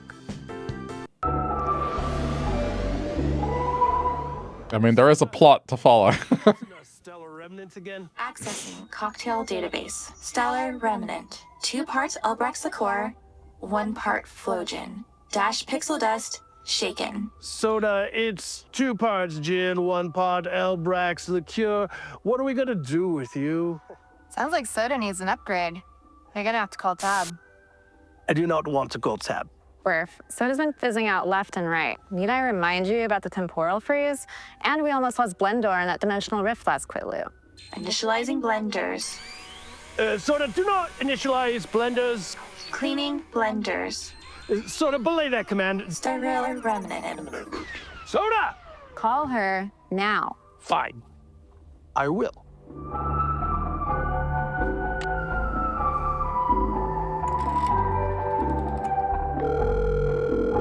Blip is in a tizzy with the arrival of Michael Zero. How did Zero survive her journey into Ben's space? Gets me every time. Yeah. Yeah. What happened Ugh. at that time? And why has her story struck such a chord? I'm joined by Ned Telson, who has been developing a unified Bender theory that may shed light on some of these questions. Welcome back, Ned. Happy to be here, Madeline. You were one of the first people to study the Bend. What have you learned? Well, the odds of such an anomaly appearing in space, connecting two distant planets, are so vanishingly improbable that I can only draw one conclusion. Someone put it there. Someone? Or someones. The Bend itself may be sentient. Mr. Telson, with all due respect. Madeline, follow the science. The Bend lives. It wants to talk to us. I'm sure of it, Madeline. Madeline? Madeline! Please, Madeline, this is serious. Don't leave. Welcome to Snacks Come Alive, where together we bring everyday dishes to life. Ah, yes, it's that season once again. Time to step outside your personal dwelling unit and fire up the Hollow Grill. We're making swirl spiral skewers. These are This is one of the most Rick and Morty ones. four-dimensional plant called cycle root that thrives in the OLED ocean. Luckily, it can also be found fresh at every corner supply. We also have some ultra-wave kelp, another oceanic delicacy that actually cleans the water where it grows. Make sure to coil them up tightly. Preparation is easy. All we're going to do is stab our items with a goldenrod skewer and throw it on the Hollow Grill until it sizzles at a pitch of 432 megahertz. Lovely. Enjoy. At the summit of Oh, this is where we're looping. up the steepest road on Blip, you'll find the spot where audio and video meet. Confession. At the top of this icon. What's that? With one easy blip.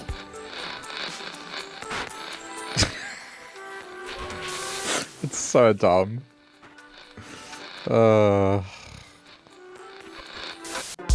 Just heard a central voice and I was like, wait, what's this?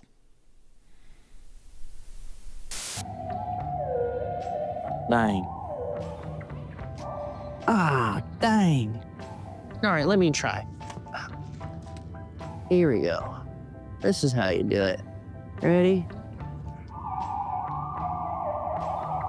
Oh! Yep, see, it's just physics, man. It's just physics and a whole lifetime of lassoing stored up right here. Let's play a different game. Oh, greetings, thinkers. I'm Professor Ned Telson, and it's time to pick some brains. My guest is the sculptor, Melody Plastic. Taken from us at the height of her late isosceles period, Plastic defined post-contemporary Blippian art. Melody, welcome to the Brain Drain. It was actually my early equilateral. Oh, sorry, my mistake.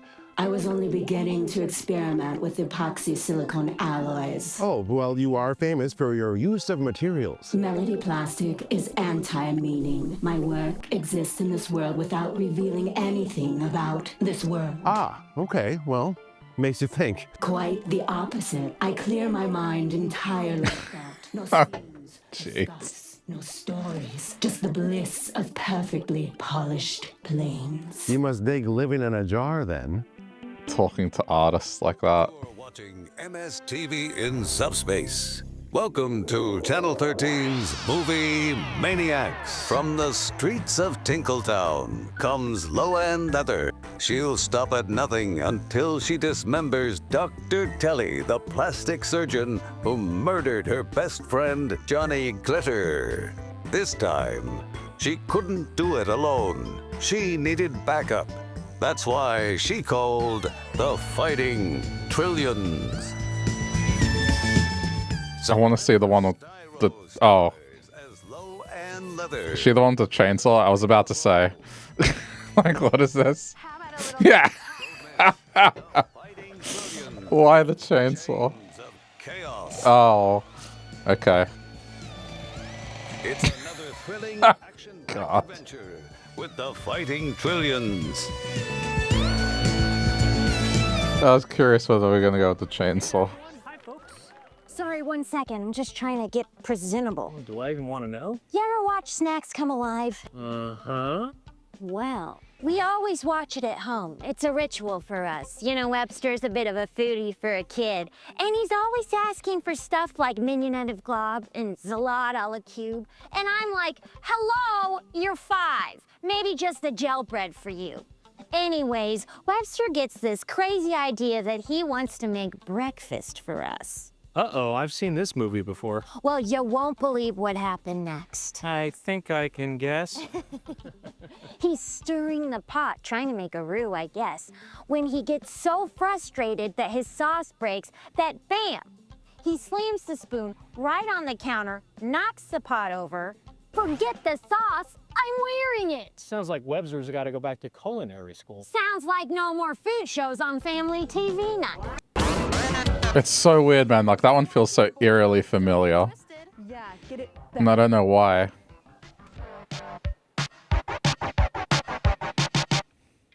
We have a really special guest today. We're here with Elbow Ivars, who discovered Mike Zero. Oh, I would say she discovered me. What's she like? Yeah, do you still hang out? We stay in touch, in our own way. Elbow, what do you think about Lisa Duo shutting down the Space Bender? Can she even do that? Birdie, we can't let that happen. The Bend is the future. It's our future. Yeah. And how could something that brought us Mike Zero be bad? Hugh and Mike Zero. But there's nothing we can do about it. No, we can always do something, especially if we work together. Elbow, do you think you could break into the bending facility again? Birdie, I can get in anywhere.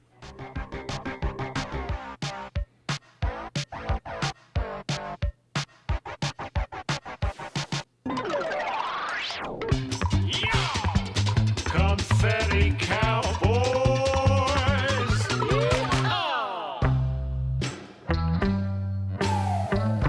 So what are they playing? Dang. What's a mustard into a boy? It's hard with the weird gravity. Ah, dang. Dang. Dang.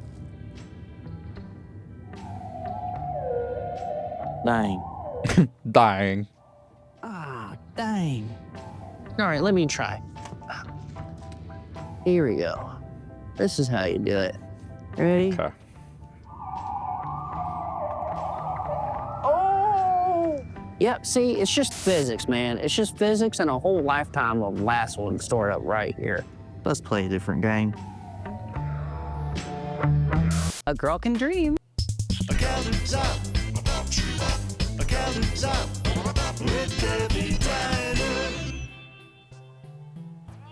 Hey, hon. The usual? You want wedges with that?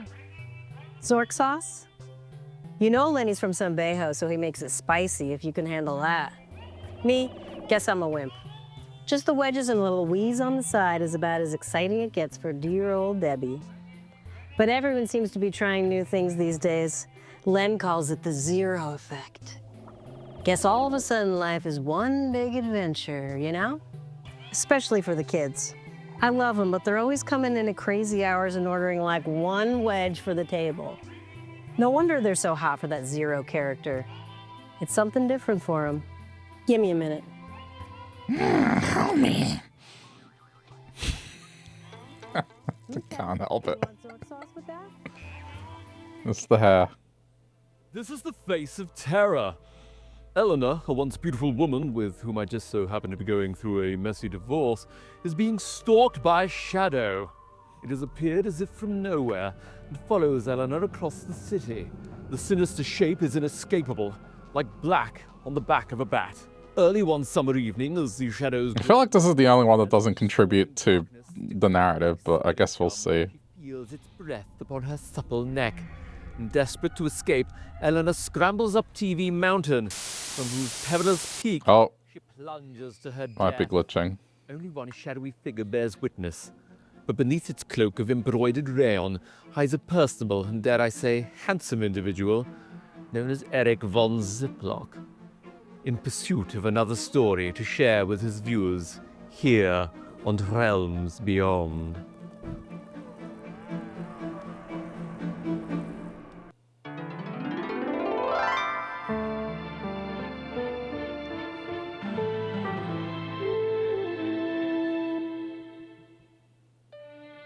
What are you gonna do? You were a gazillion light years away. Guess I was.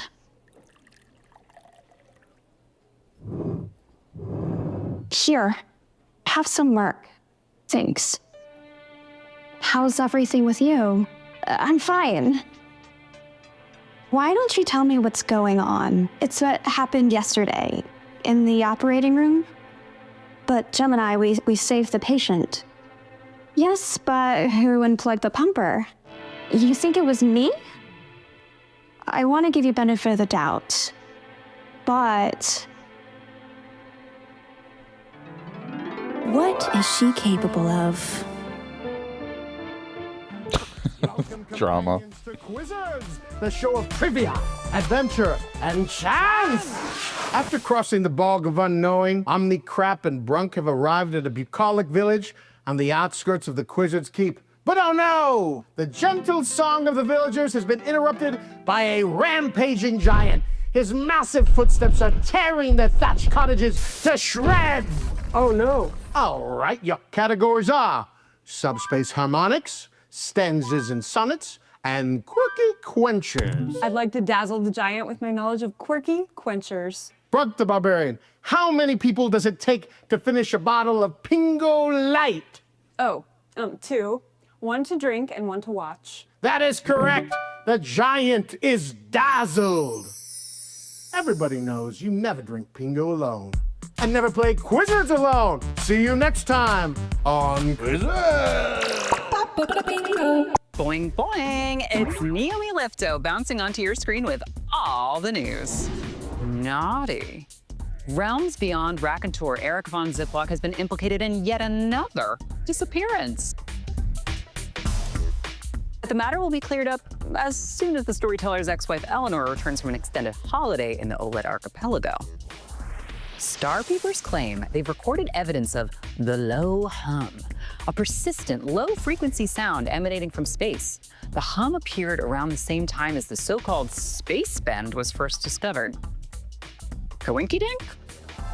Meanwhile, teenagers all over the planet are reporting cheeky close encounters. It's unclear if the abundance of calls to the GAC City Central Observatory concerning space aliens with 2 butts Okay. reflect a true invasion or simply the newest teen craze, but hey, a girl can dream. Into cultivated cantos, worthy of the highest shelf. All you have to do is call in. Our operators are highly educated and highly trained. They know the simile from the metaphor, the diction from the drivel. Let's check in on them now. Hello? No, I don't believe that is a palindrome. Alliteration is fine. In fact, Renzo welcomes it. The word is living. Renzo, the word is ferment. We welcome you, flickering traveler. We swallow your living ferment. Ew. Something is brewing That's here. gross. Bubbling.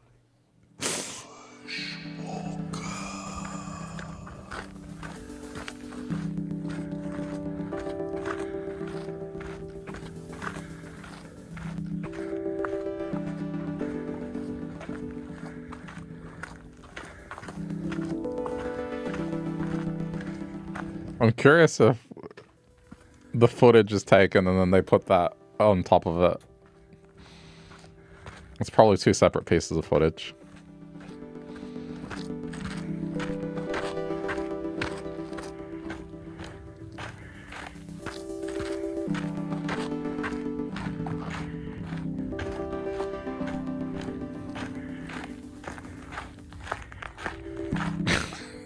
Why I had a knife and an axe?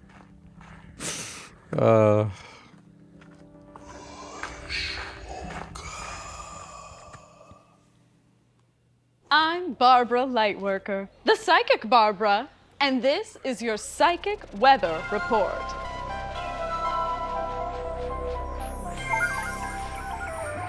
As you can see, it may look sunny, but a jubilant hailstorm of psychic activity is raining down on the planet. Those suckers can hurt. Calibrate horizontal and vertical vibrations to ensure your mellow maintains. Here, you'll also see that a passionate pressure system is threatening to reverse particle polarity, turning promise into peril, and vice versa. Stay pliant. Don't forget, Youb has multiple settings. Palpate here to perturb your habitual patterns, and wrap twice here to set that energy loose. Discharge occasionally to prevent psychic buildup from disturbing your reading. May this reading be a ray of light in a cloudy mind. As always, stay attuned. I just love how she's just dancing around the glass box the entire time. Finish on these. Aren't they great? I traded my resonant wave organ for these on Frill Hunter. The guy was more into waves than beams, I guess. Me, I can't get enough reflective stuff. Yes, they really pick up the light in an interesting way. Do you keep them polished? I try to, yeah. But I've got really grubby hands and they're fingerprint magnets. Well, I hope it was an especially resonant organ you traded these for, because these are really special. You're looking at early career Melody plastic. You're kidding me. These are from her early isosceles period, considered by many her most daring and relevant era. Wow. I love her work. I just went to her show at Gallery X. What a zoot. I can't believe I didn't make the connection. Yes, these are really special. Keep these clean.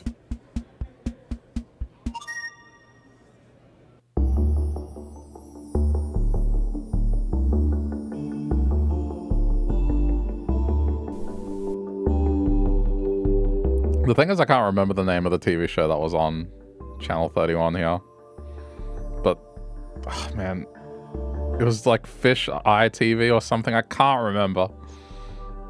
But it was pretty much this, but with a fish tank. And it would go for hours. I'm gonna look it up.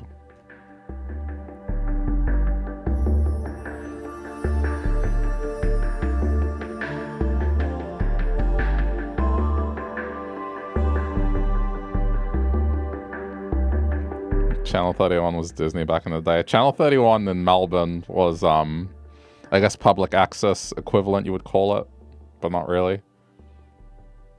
I created this program to collage a cacophony of voices into cultivated cantos, worthy of the highest shelf. All you have to do is call in. Our operators are highly educated and highly trained. They know the simile from the metaphor, the diction from the drivel. Let's check in on... Yeah, okay, it was called Fish Cam.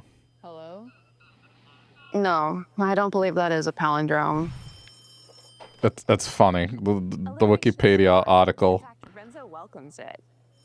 Melbourne had one of the more famous and long-lasting fish cams. The fish cam itself was originally used as a replacement to the more common test cards shown when the station had nothing else to air.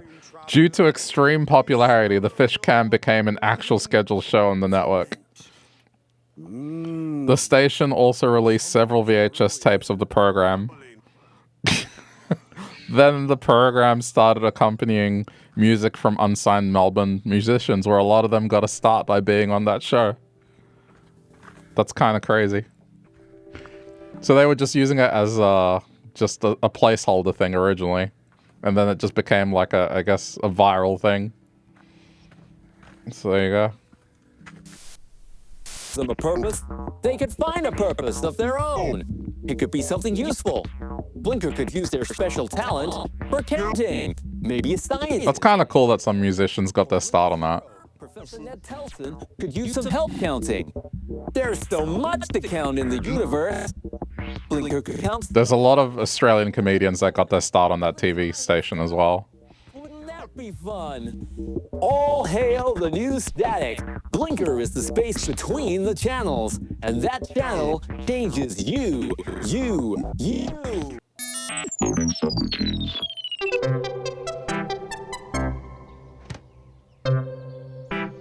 I want to get each one of these side by side. I don't think they're airing the same one over and over again. Like, this is straight up, there's a subtle difference in all of them. There was one where it was just one of them, so I don't know. Maybe it is the same footage. I like to think they're doing this exercise every time.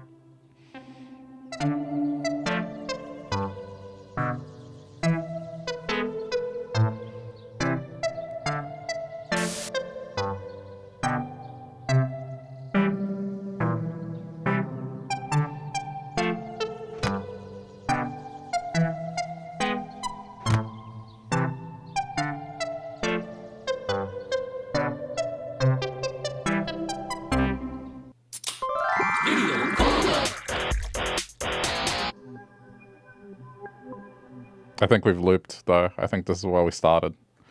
So, that's the end of this packet.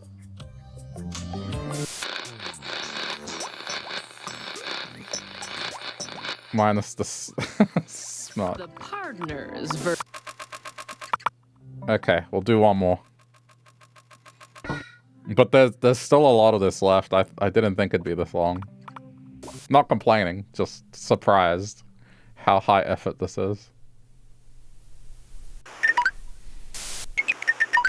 Especially knowing that this thing was intended to be displayed on the Playdate originally. That's crazy.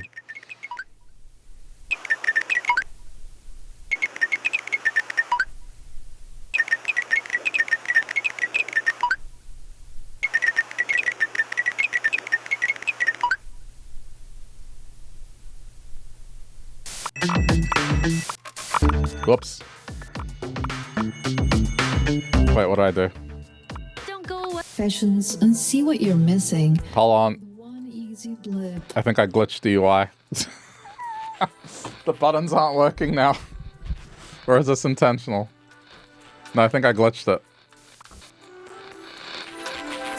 I can't go back to the TV program. None of the buttons are working.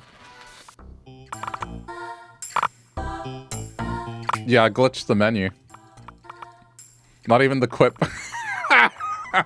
God damn it. Do I have to break every game I play? Also, this menu is very Rugrats music. I don't know if I can fix it. I think I have to exit the game.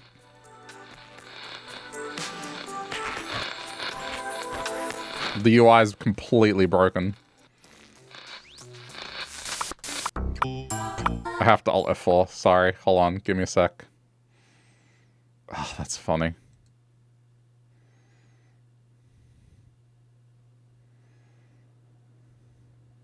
Oh, yeah, the Panic logo is on the splash screen. Okay. Well, there you go. Give it a sec.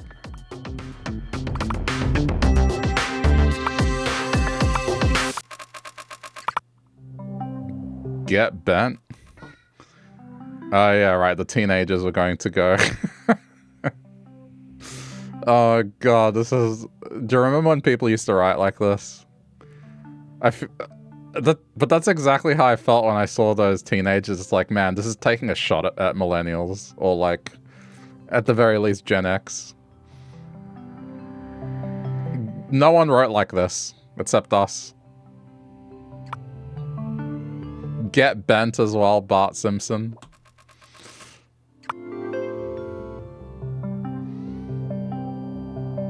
Or, I guess, did that come from the Breakfast Club as well?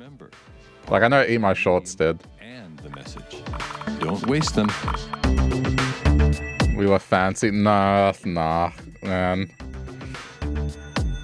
That was rather embarrassing. Don't go away. All of your favorite programs are scrolling by. I'll start jumping to it in a sec. Just so we get the start of one. Let's work from here because then you're tuned into the. We'll end up with femtofacts at the end. Home for what's on.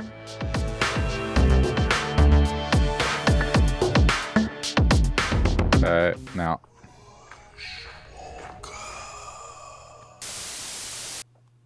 I'm Barbara Lightworker, the psychic Barbara, and this is your psychic weather report.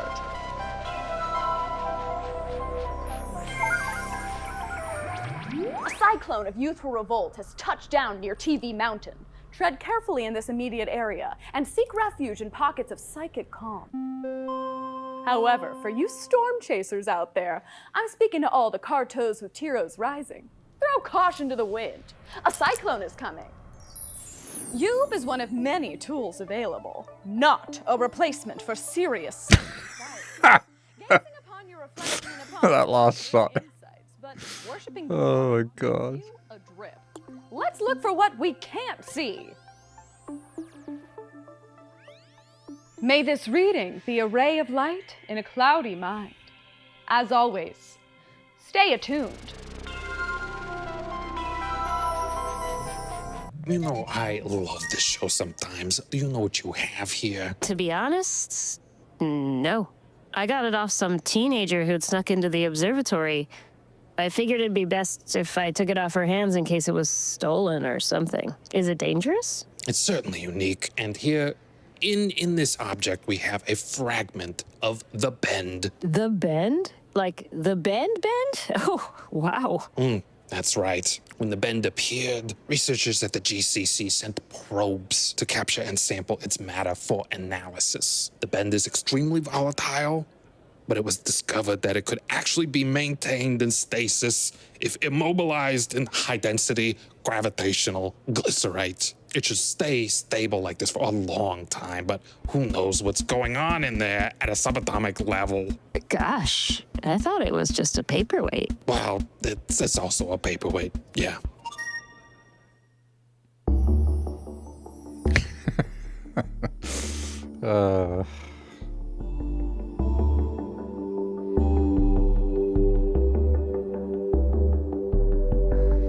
I bet every country had something like this at some point.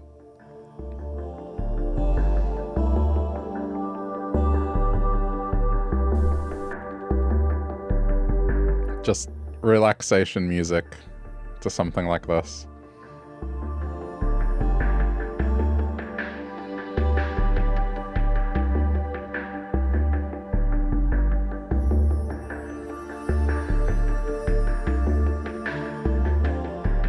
Spa music, yeah. Meditation.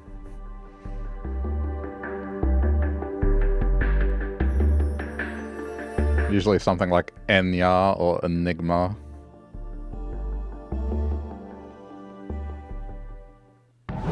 Things are tantalizingly tumultuous. Times like these, I am most grateful for the power of poetry to comfort, to color, to codify the chaos of life. Operators are standing by. Don't wait, originate. Hello? Got it. Yes. The word is entropy. You're on the air. The word is loose. Hello? Hello? Explicit telethon. The word is static. Wilderness. I'm going to have to scat this one. Oh no. Loose juice churn. Open the floodgates. Fossa static. In the wilderness, a bingo, bango, bongo. Entropy. I wonder how much of this is actual improv. There's no way some of this is scripted.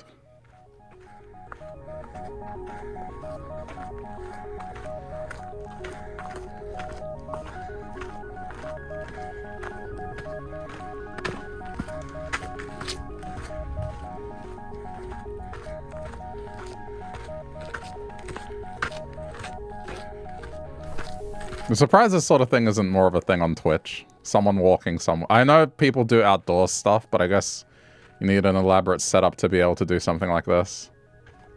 I know fishing is a thing. There's an Australian that's actually pretty popular doing that sort of stuff.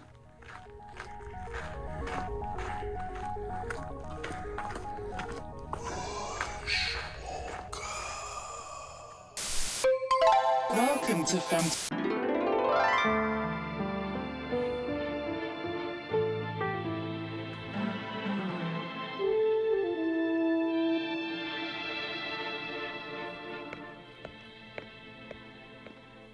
You're really working out the work. Yeah, and I'm making progress too. Listen, we need to talk. There's something you must know about Dr. Ditto. She's having me investigated. Investigated? You? I don't have any skeletons in my closet, but if you do, clear them out, because it'll be you next. Watch out. That's it. Turn them against each other. It's the only way. But will it work? Yeah, it will. Welcome, companions, to Quizzes, the show of trivia, adventure, and chance. I love that delivery of that line. And chance! You stand at the threshold of the city where you stop to drink from a deep well. As you're filling your cup, you hear a voice. Down here. Why, it's the friendly elf Findle. He's danced his way into a hole. I'd like to rescue the elf. That's my guy. Your categories are subspace harmonics, stanzas and sonnets, and the noses. Stanzas and sonnets. Which television poet made his performance debut in a repertory production of Windows on the Moon? I think, I know this one. Renzo Six Love. Correct! As Meltuccio Sixlove died in the play's 7th act, Omni-Rip or whatever, you have rescued thou Findle from certain death. Hopefully, you can keep up the streak next time on Quizzes! Boing boing Blippers, it's Naomi Lifto here with all your bounciest news. Woo! Teens planet-wide are tearing out their hair since Birdie Telstar's TV gang have abandoned set. Uh-oh, it's doing the thing again. What will the youth do? A letter writing campaign is already in full swing, but it's not looking good for fans. Oh, they're canceling that show because of the revolution. It's not likely she's going to roll them down anytime soon.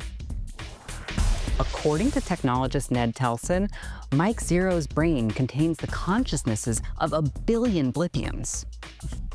Are any of them single?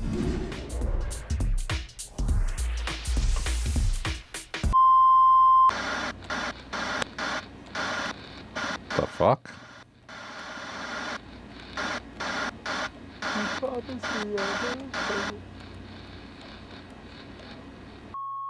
The Rubber Report. Boing boing.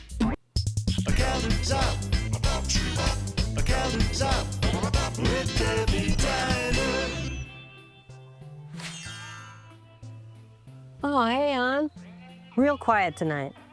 Even the stool warmers went to looky-loo that action up at the observatory. Except me and Lenny gotta hold it down here in case anyone comes in jonesing for some slurps a la mode. Maybe we'll get ourselves another one of those nuts asking for the Zero special. I hope you don't mind if I tidy up here while I talk to you. Might as well take advantage. Those kids just think they can do whatever they want. Imagine me leaving the diner just because I want to go to space. The hair, man. It's the Marge Simpson hair. Hey, sweetie. Seat yourself. Plenty of room. Respectfully submitted for your perusal, Gwendolyn Syrup, a shiny cog in the metropolitan machine of Newgark City. Her nightmare begins when she is accosted by an acquaintance. "Gwendolyn," he shouts, "did you catch the new program last night?" "New program?" she wonders. She had been watching television all of yesterday evening and had seen no change in the schedule. But the greengrocer grills. "Has she seen it?" The bus driver begs. "Did she catch it?" The demands drive like a demented drumbeat. Gwendolyn rushes home to catch the next episode, but no matter how frantically she flips, how forensically she scries the static, she'll never find the program lurking between the channels. Poor Gwendolyn, if only she had a TV guide to lead her through the realms beyond.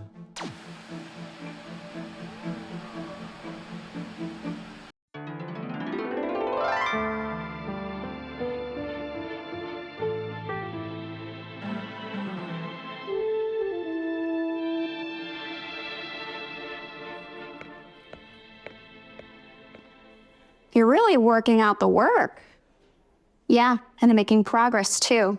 I just realized it Listen, slipped. we need to talk. Was it down or up? Down. Your attitude sometimes. Oh, I'm kidding. I'm just teasing folks, but you see what I'm dealing with here? Okay. She likes the sludge. Tell us about it. I just think it can be cozy. I like having a reason to stay in. You don't get that every day. Well, I'm about done with it. It brings me down. And don't get me started on how the psychic weather's been lately. I mean, what on gob's blue blip? I'm with you there. Must be all the energy up at the observatory. Count me out. It's this camera angle. Like I've seen it somewhere in another show, but I don't know what show. It's one of these things that I'm gonna realize what it is when it doesn't matter anymore.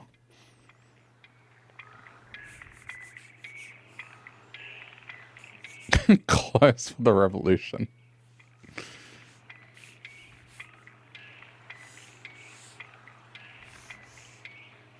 There was a TV show called Art Attack that had visuals like that.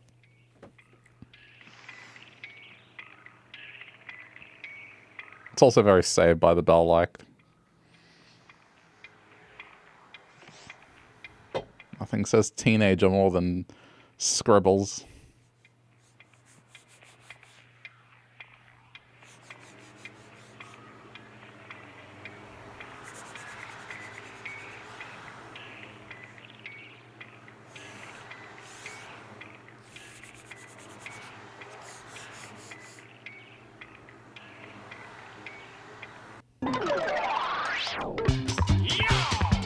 Confetti Cowboys!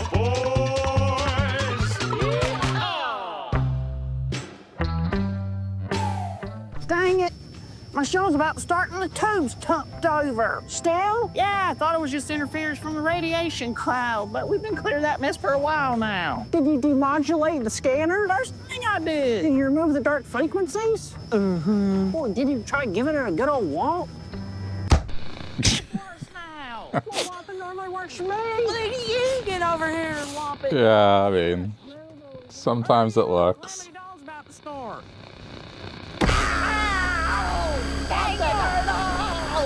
it a knock, you're not hard enough to turn it off. Oh my god. Oh, that sounds like a scream of 2,000 dogs. Oh, it's just one part. Put some mustard in it. Yeah.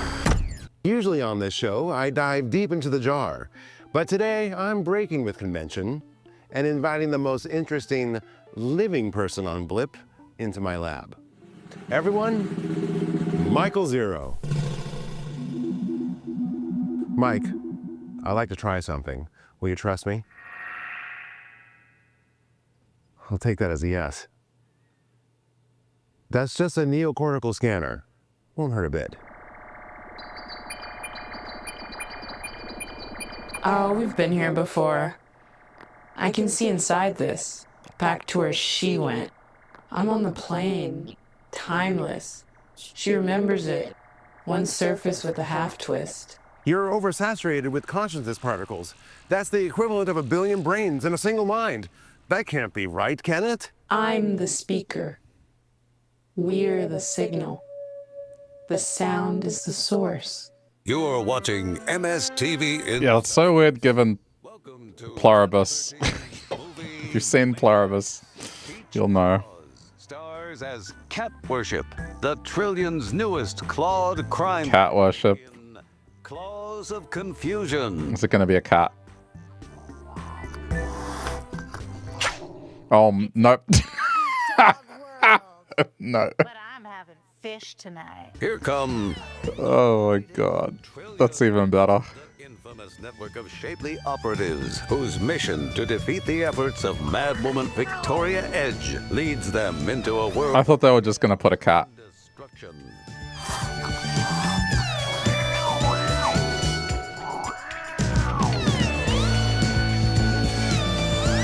That's certainly a face. It's another thrilling, action-packed adventure with the Fighting Trillions.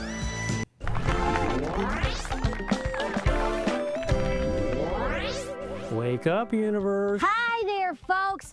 Whew, it's a scorcher today. This weather makes me sleepy. I think we all know that, Bryn. But it's a nice break from all the sludge we've been having lately. I mean, it's been nonstop sludge and static. Well, wouldn't you know it, I kind of like the sludge. That is so you. Is there anything you don't like? Your attitude sometimes. Oh, I'm kidding. I'm just teasing folks, but you see what I'm dealing with here? Okay, she likes the sludge. Tell us about it. I just think it can be cozy. I like having a reason to stay in. You don't get that every day. Well, I'm about done with it. It brings me down. And don't get me started on how the psychic weather's been lately. I mean, what on gob's blue blip? I'm with you there.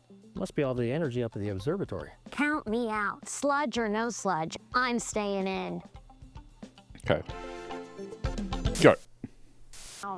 Welcome to Snacks Come Alive, where together we bring everyday dishes to life. We're making peas, a deceptively complex dish, beloved by all Blippians. What? First, you want to take the mother Oh my god. It is quite a substantial vegetable and does not reveal its children easily. But stick with it, peeling the outer layers away and carefully removing any false peas you may encounter. Continue to peel until the pea mother has revealed herself fully. Here's the tricky bit. The pea mother. Absolutely trussed up with string. Don't get lazy here or show the Oh slightest god. sign of weakness. The peas can sense it. Give the whole thing a hearty shake to ensure all the peas are good and dead. Open carefully and voila! Plain peas. That's...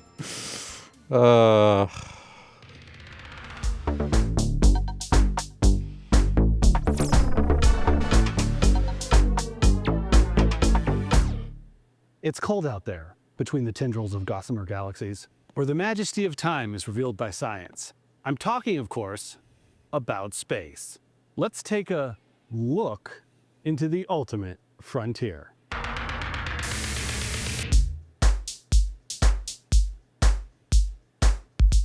In the time before the Bend, long-distance space travel was only a distant dream, one we lived through beloved TV shows like Worf's Tavern and Confetti Cowboys.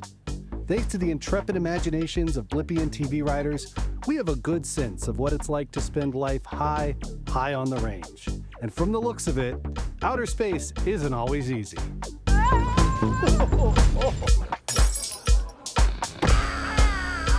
Well, have fun up there, boys. Everyone sit up straight. Lisa Duo is back. Well, I'm always here, just behind the scenes. Pulling the strings, if you will. Well, these are exceptional times. First, we lose those 5 poor souls to who knows what. Then we get this Mike Zero character bent out of shape. I had her on the show last week, by the way. Well, that's what I'm here to address. The Bend. We need to protect our planet from whatever force claimed those 5 Bendonauts and, as you say, bent Mike Zero. What do we know about the planet on the other end? They have PDs? And that's all we know. Do we really want a potentially disruptive civilization to penetrate subspace? Oh my god, PDs, playdates. So what should we do? Cut off the signal at the source. We need to destroy the Bend before... Thanks for making not so small talk, Lisa. It's just a giant ad for the playdate.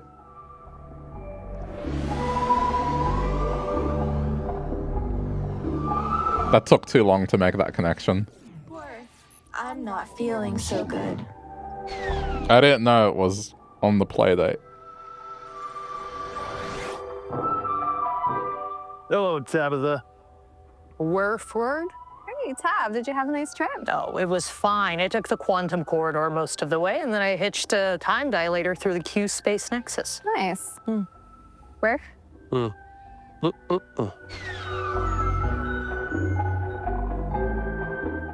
Tab, we've been having some trouble with soda. Things have been going sideways when we materialize between dimensions, and the rum punch, it's a little too punchy. Well, have you been lubricating soda's biosensors? Absolutely not. Well, there's your problem right there. Let me take a look under the hood.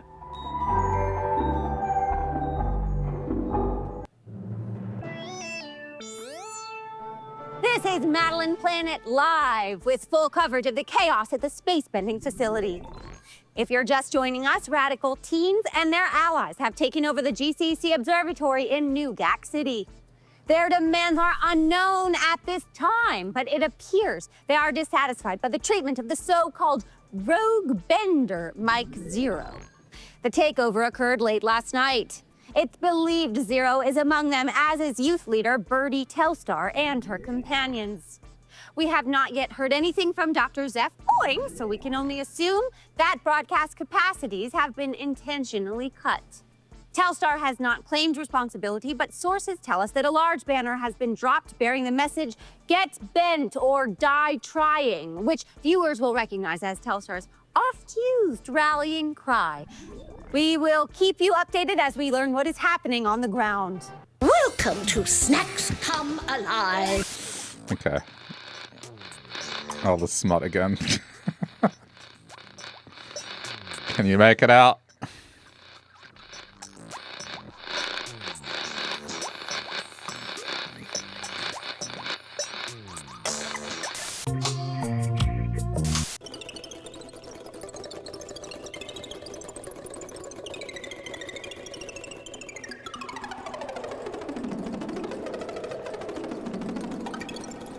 Just sounds like one of those sorting algorithm videos.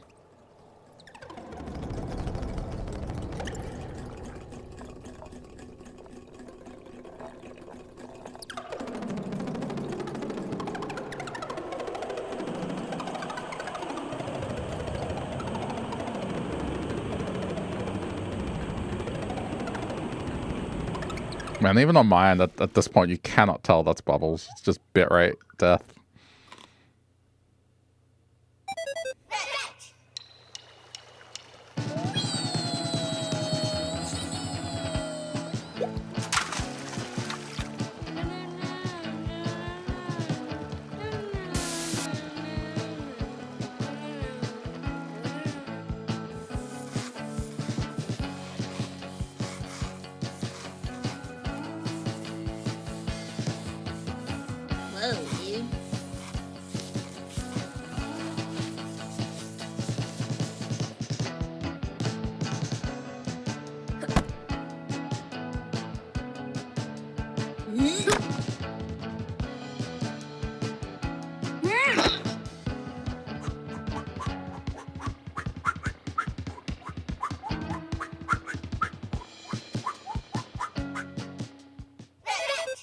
It's party music nonstop. Here's Computer People by Software Sam.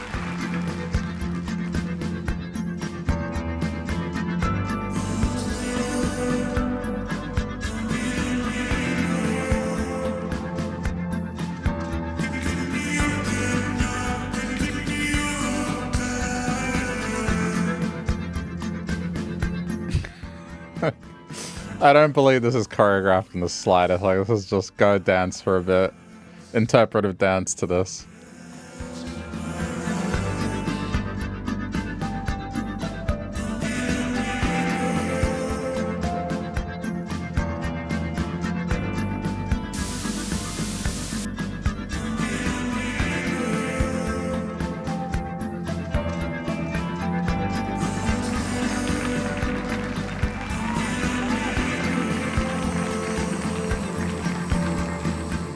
Hello, welcome back to this place that Blinker must call home. I wonder if this music is actually available elsewhere.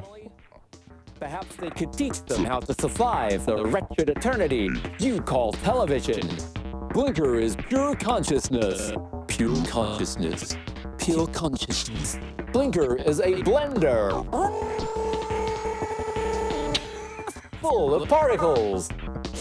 Talking to themselves in the void. Void. What are you looking at? Why won't you help Blinker? Please set Blinker free. Please let Blinker sleep. Please let Blinker die. Please let Blinker die. Let Blinker die. Blinker die. Blinker is not your popcorn fun. What are you looking at? Why won't you help Blinker? Please set Blinker free. Some existential dread there.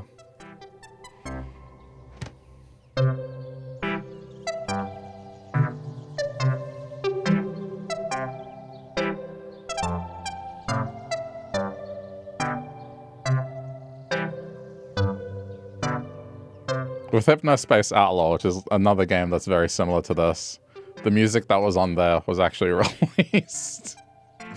It was full music.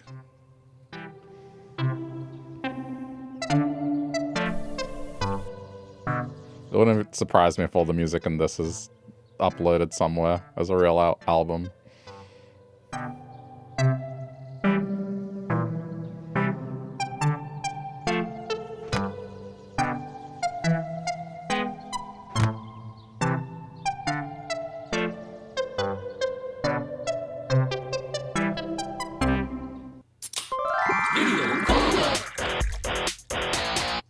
Okay, this is where we started. No.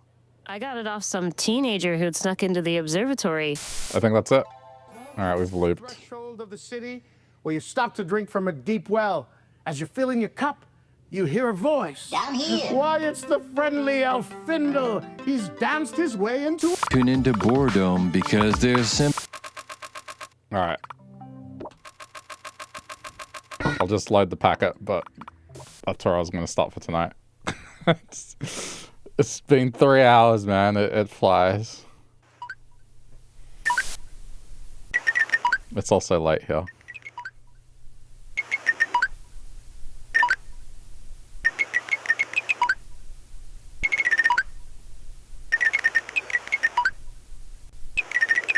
I am following the overall narrative. At times, some of these programs, it's just word salad. It has the structure of a normal plot, but then the objects, the places, the people, the things they're talking about is just complete nonsense. Stuck there. Alright. We'll continue this next time. There's still quite a bit left, apparently, so... we will leave it. And we'll continue it another day. Alright, if you're watching this later on the VOD's channel, thanks for sticking around to the end. Leave a like if you feel like it. And we'll continue to check this out next time.